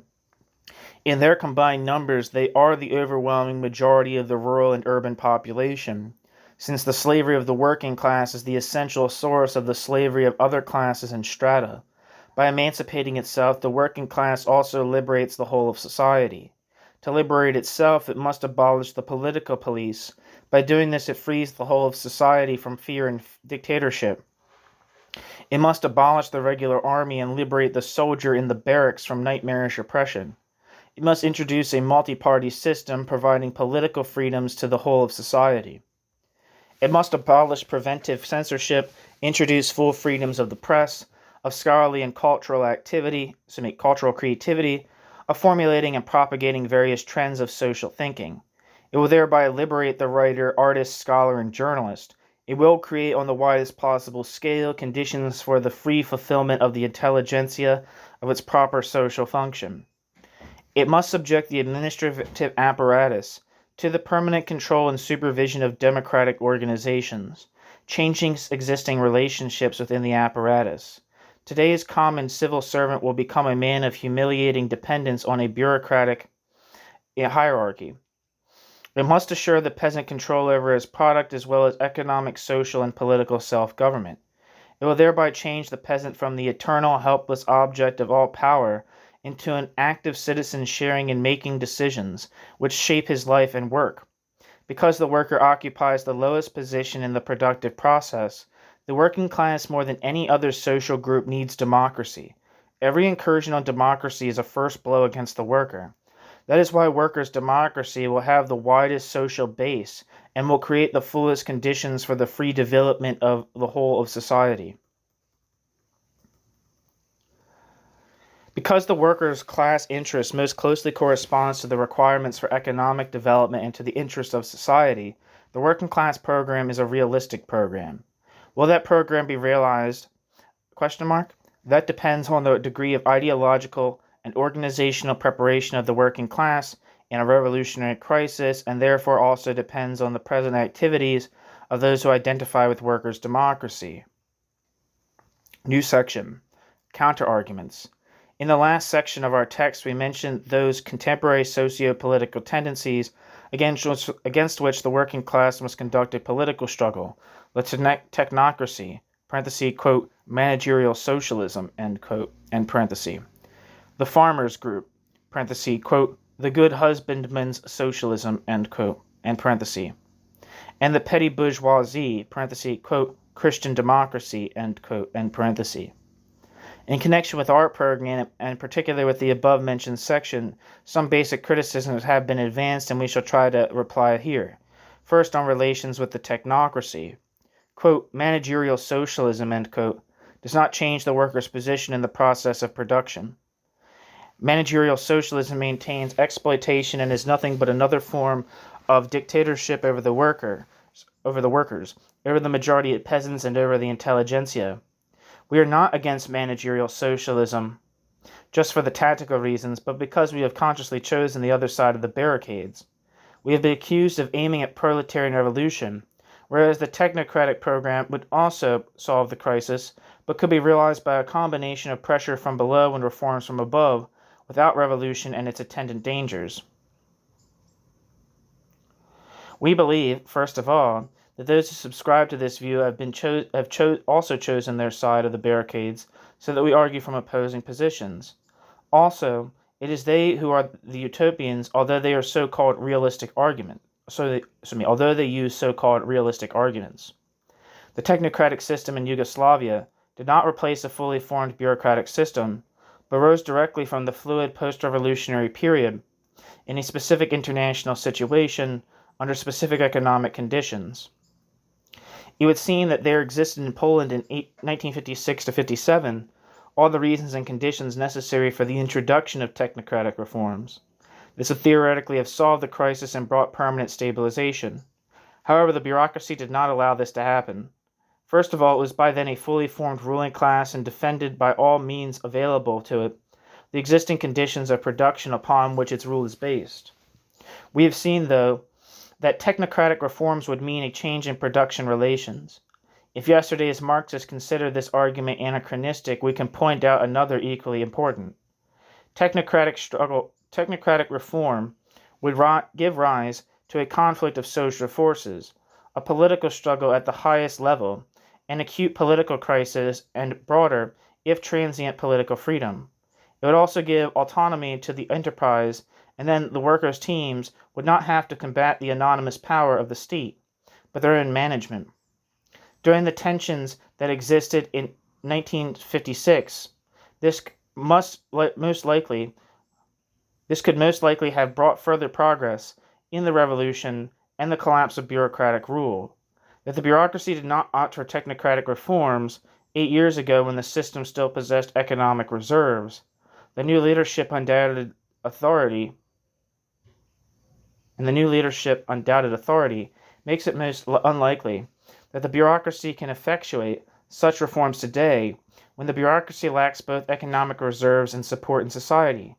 These are facts which not only a Marxist, but an ordinary realist must take into account.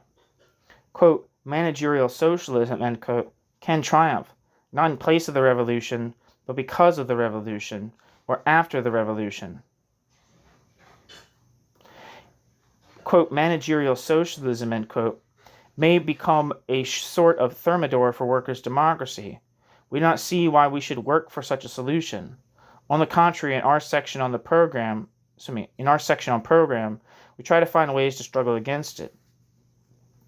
We are also accused of not knowing what we are doing in pressing toward revolution. This, they say, can only lead to the victory of anti-socialist forces, parenthesis, like the multi-party system, abolition of political police, etc., end parenthesis. Because either the working class is in its mass reactionary, or the bourgeois forces are so powerful. Those who follow this reasoning have also chosen their side of the barricades. They want to defend the existing system which they consider socialist against the working class, parenthesis, which is supposedly anti-socialist, end parenthesis. In this line of reasoning, the bureaucracy has been identified with socialism, and the defense of the bureaucracy's rule over the masses is represented as the defense of socialism. We believe that the reality is just the opposite, something we have tried to demonstrate in these pages. The ruling bureaucracy is anti-working class, an enemy. The ruling bureaucracy represents the most powerful, reactionary force, since the bureaucracy has both state power and power over production. The elements of the traditional right have no economic base in any decisive sector, industry, transport, construction, etc. The petty bourgeoisie, so-called, quote, private initiative, end quote, elements in the cities and the so-called, quote, kulaks, end quote, in the countryside, represent only a narrow margin of the national economy and the social structure. Of considerable importance, however, are rightist groups and currents with the church hierarchy in the lead, which are attached to the old reactionary symbols. The bureaucratic system provokes natural antagonism and hate among the masses. The bureaucratic system identifies itself with socialism, but ruthlessly suppresses all opposition from the left, thus creating conditions favorable for spreading rightist ideologies among the masses. People look for ideological symbols to express their protest against the existing dictatorship, and in the absence of opposition from the left expressing their real interests, they find the old symbols of the traditional right. In this manner, the bureaucratic dictatorship aids the traditional right and even enters into arguments based on collaboration with them, as with PAX, and agreements with the church hierarchy. The only effective way of fighting the traditional right is not the defense of the bureaucratic dictatorship, but an insistent struggle against it, unmasking it from the left. A working class program does not use nebulous symbols, but social realities. In its criticism and its radicalism, this program differentiates itself from all nationalist and clerical slogans. It turns against the very essence of the bureaucratic dictatorship and corresponds to the interests of the masses. Therefore, it has also all chances of winning the support of the masses. The struggle against the governing right and the right in retirement is indivisible. To those who believe that workers' democracy, by introducing a multi-party system and abolishing the political police, will give the rightist forces access to power, we reply, we are not talking of a supra-class state, but of working class democracy. The representatives of the workers' councils are the foundation of economic and political authority. Therefore, the working class will have the decisive voice in the conflicts between the political parties. There will also exist an organization which represents actual power, the workers' militia, but unlike its present role, this military force will not be anti-working class, but directly linked to the working class. We believe that all this will give the workers a decisive voice in the state and will safeguard the workers against rightist danger. We should not argue with the thesis that the working class in our country represents a reactionary force since it is a meaningless anti-working class bias. Indeed, the fact that our program is is based on working class leadership has also provoked criticism in academic circles. It was said that we advocate workers' power without any participation of other social classes, that our program is anti-intelligentsia, that it is not, quote, modern, end quote. We are convinced that these critics do not really believe in the model of the, quote, general national state, end quote, which does not, and most likely will never exist anywhere outside the program of the PUWP. Perhaps their criticism means that we failed to mention the forms of political representation within the framework of the worker state, of society as a whole. These forms, however, are difficult to anticipate. We did not intend to write a future constitution, but a political program. In the nature of things, we could only include that what is decisive of the character of workers' democracy. Since the industrial sector plays the decisive role in the economy, the power over industrial production and over labor is tantamount, in modern society, to class rule and political power. As long as there exist in society large groups of people with different positions in the process of production, and different social and material positions, Parliament or any other national system of representation will sanction the rule of that class which actually controls the activity of labor and the division of the product in the decisive sectors of the economy. This is why abolishing the exploitation of the working class presupposes the assumption of state power by the working class.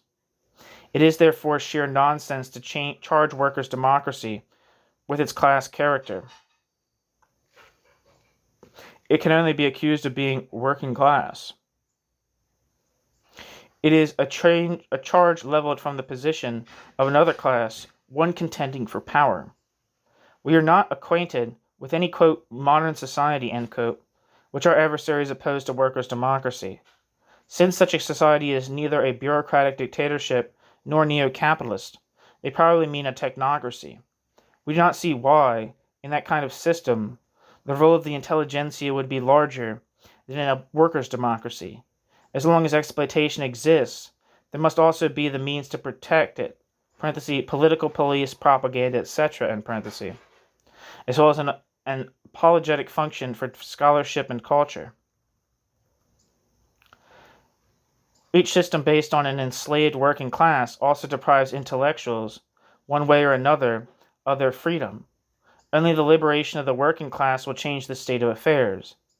In its very nature, workers' democracy must provide much greater freedom for the intelligentsia than exists in any parliamentary bourgeois democracy or in the most modern managerial kingdom. The sharpest attacks were directed at our political program, quote, what is to be done, end quote, concerning strike action and the organization of worker circles, nuclei of the future party. Distorting our analysis and hardly mentioning our program, the official reporters quoted profusely from our last section in order to provoke an indignant reaction to our attempts to violate the criminal laws.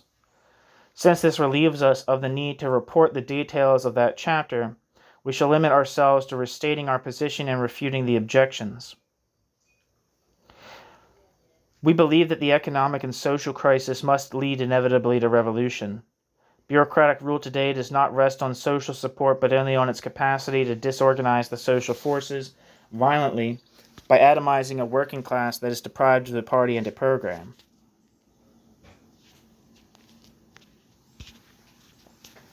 Revolution is necessary for social progress, but its course and results would depend on the degree of preparation of the working class.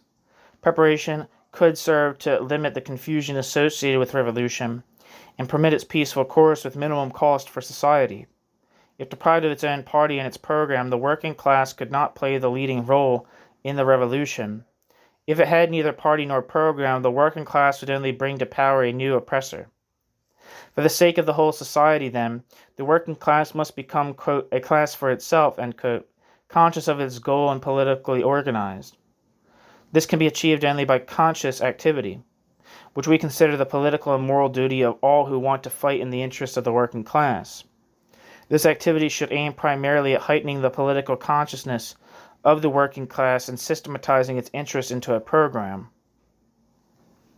This calls for programmatic discussions and involving factory workers in the struggle for their immediate interest by strike action culminating in the organization of workers' parties and unions.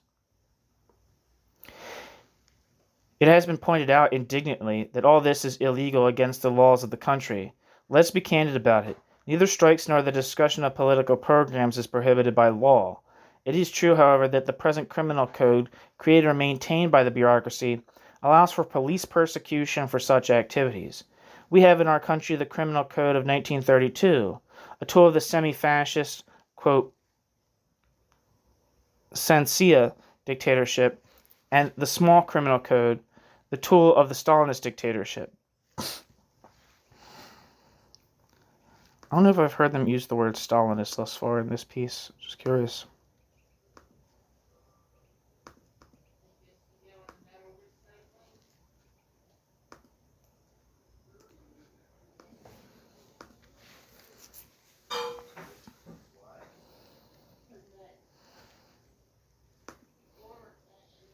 Wikipedia says sanitation, parenthesis, Polish sanacja.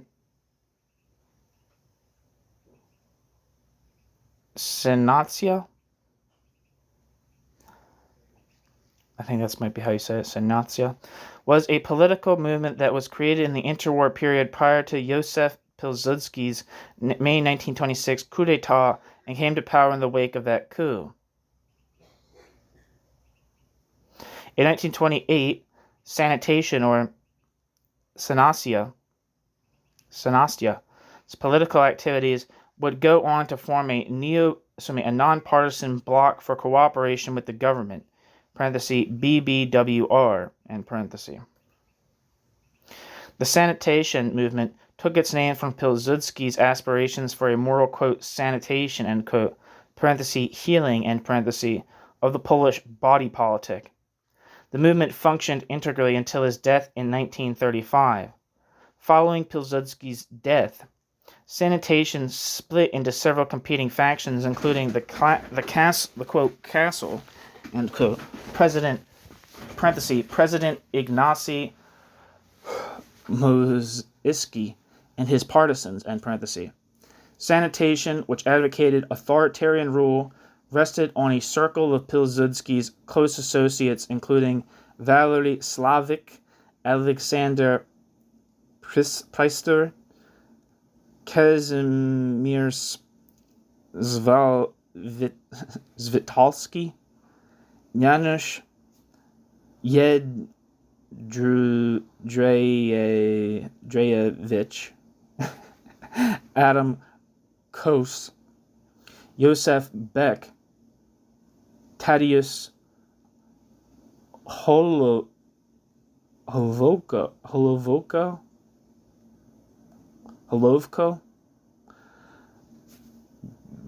Boguslav Miedzinski, and Edvard Ridz-Zmigli. It preached the primacy of the national interest in government and contended against the system of parliamentary democracy.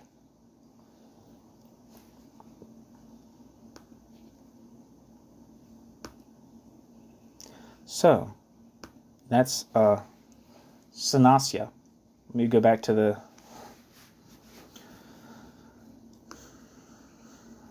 text. Let me see.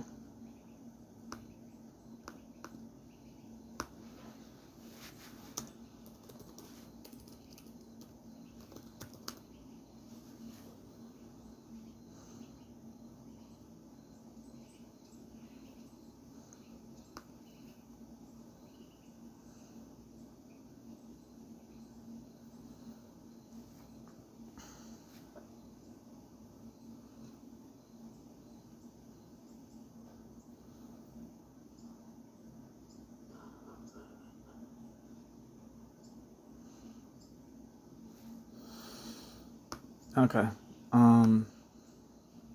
We have in our country the Criminal Code of 1932, a tool of the semi-fascist Sanasya dictatorship, and the Small Criminal Code, the tool of the Stalinist dictatorship.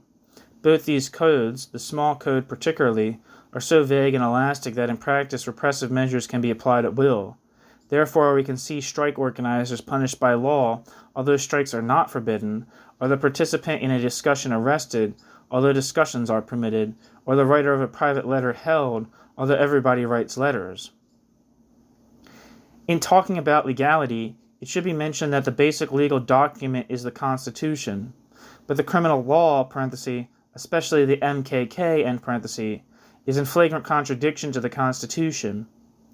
Preventive censorship is unconstitutional, as are all steps taken against freedom of speech, assembly, publication.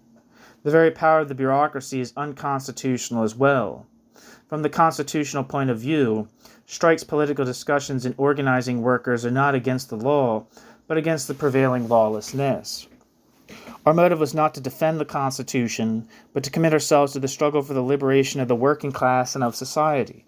Since we are charged, however, with actions which are contrary to the law, we had to demonstrate that the law is interpreted by the powers that be and by their defenders in an arbitrary way that is convenient.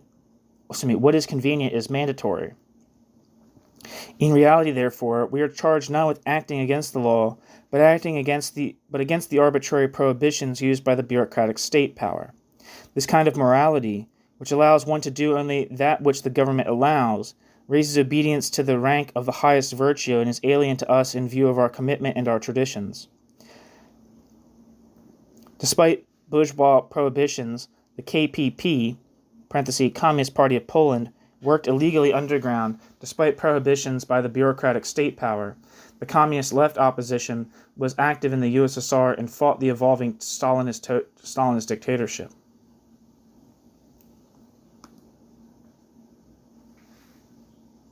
One second.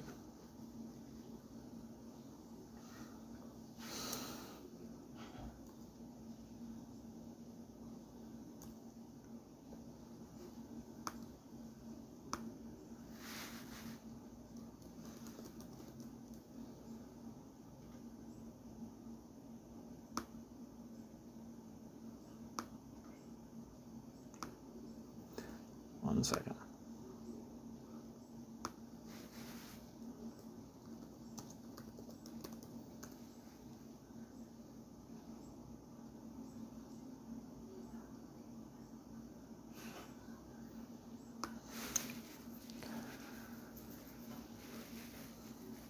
Wikipedia says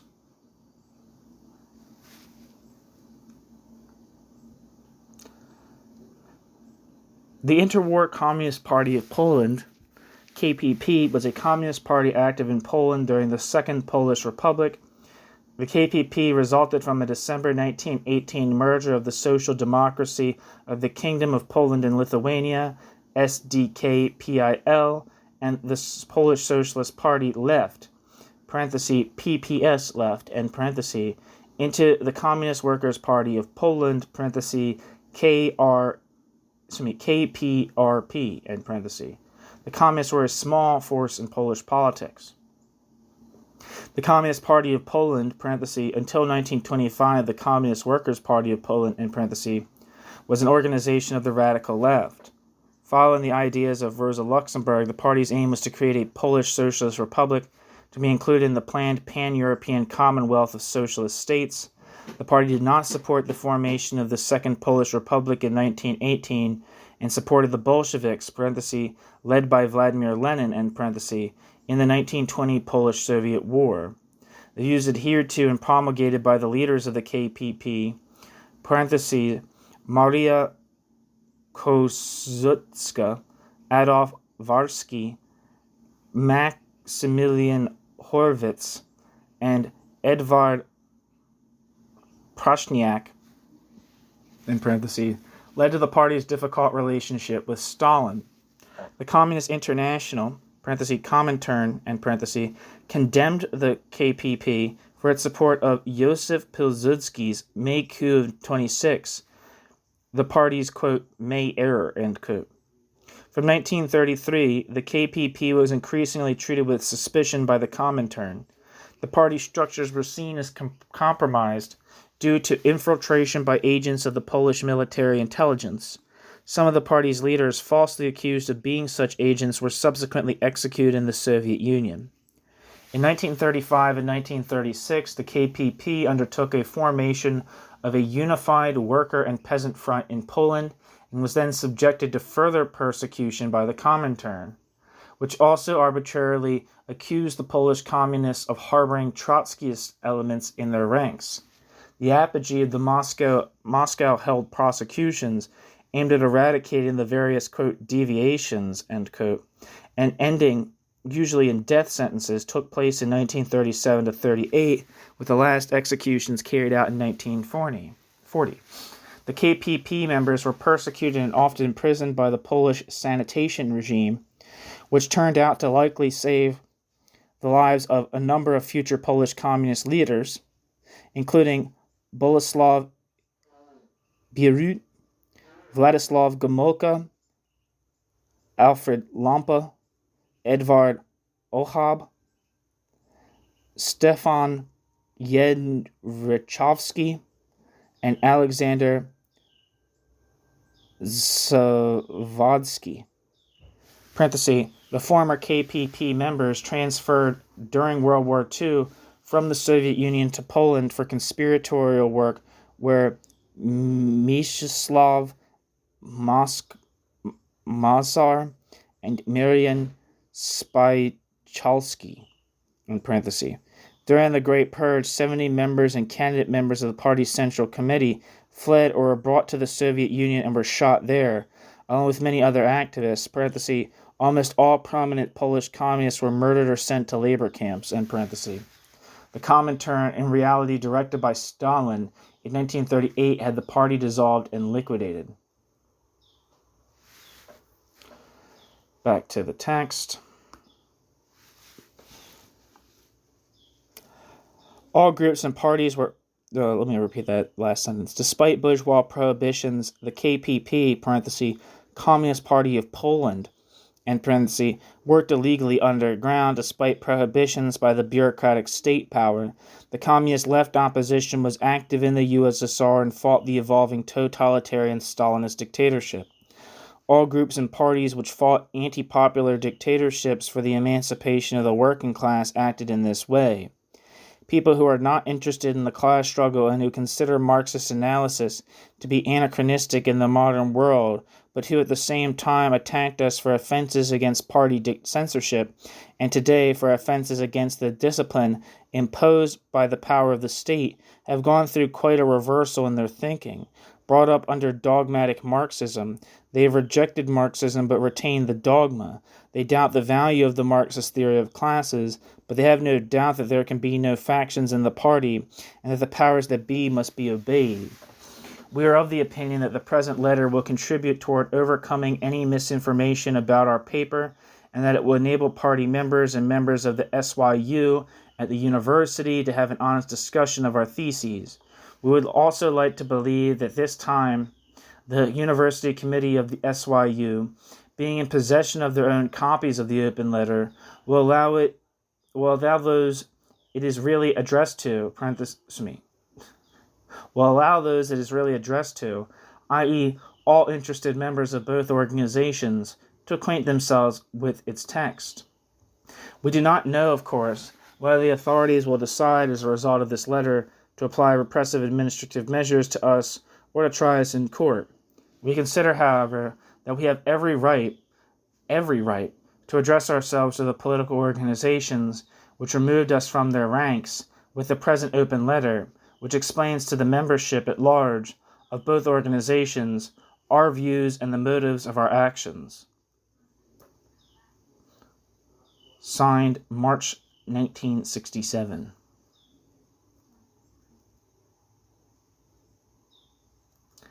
That's the end. Thank you so much for listening. Have a good day.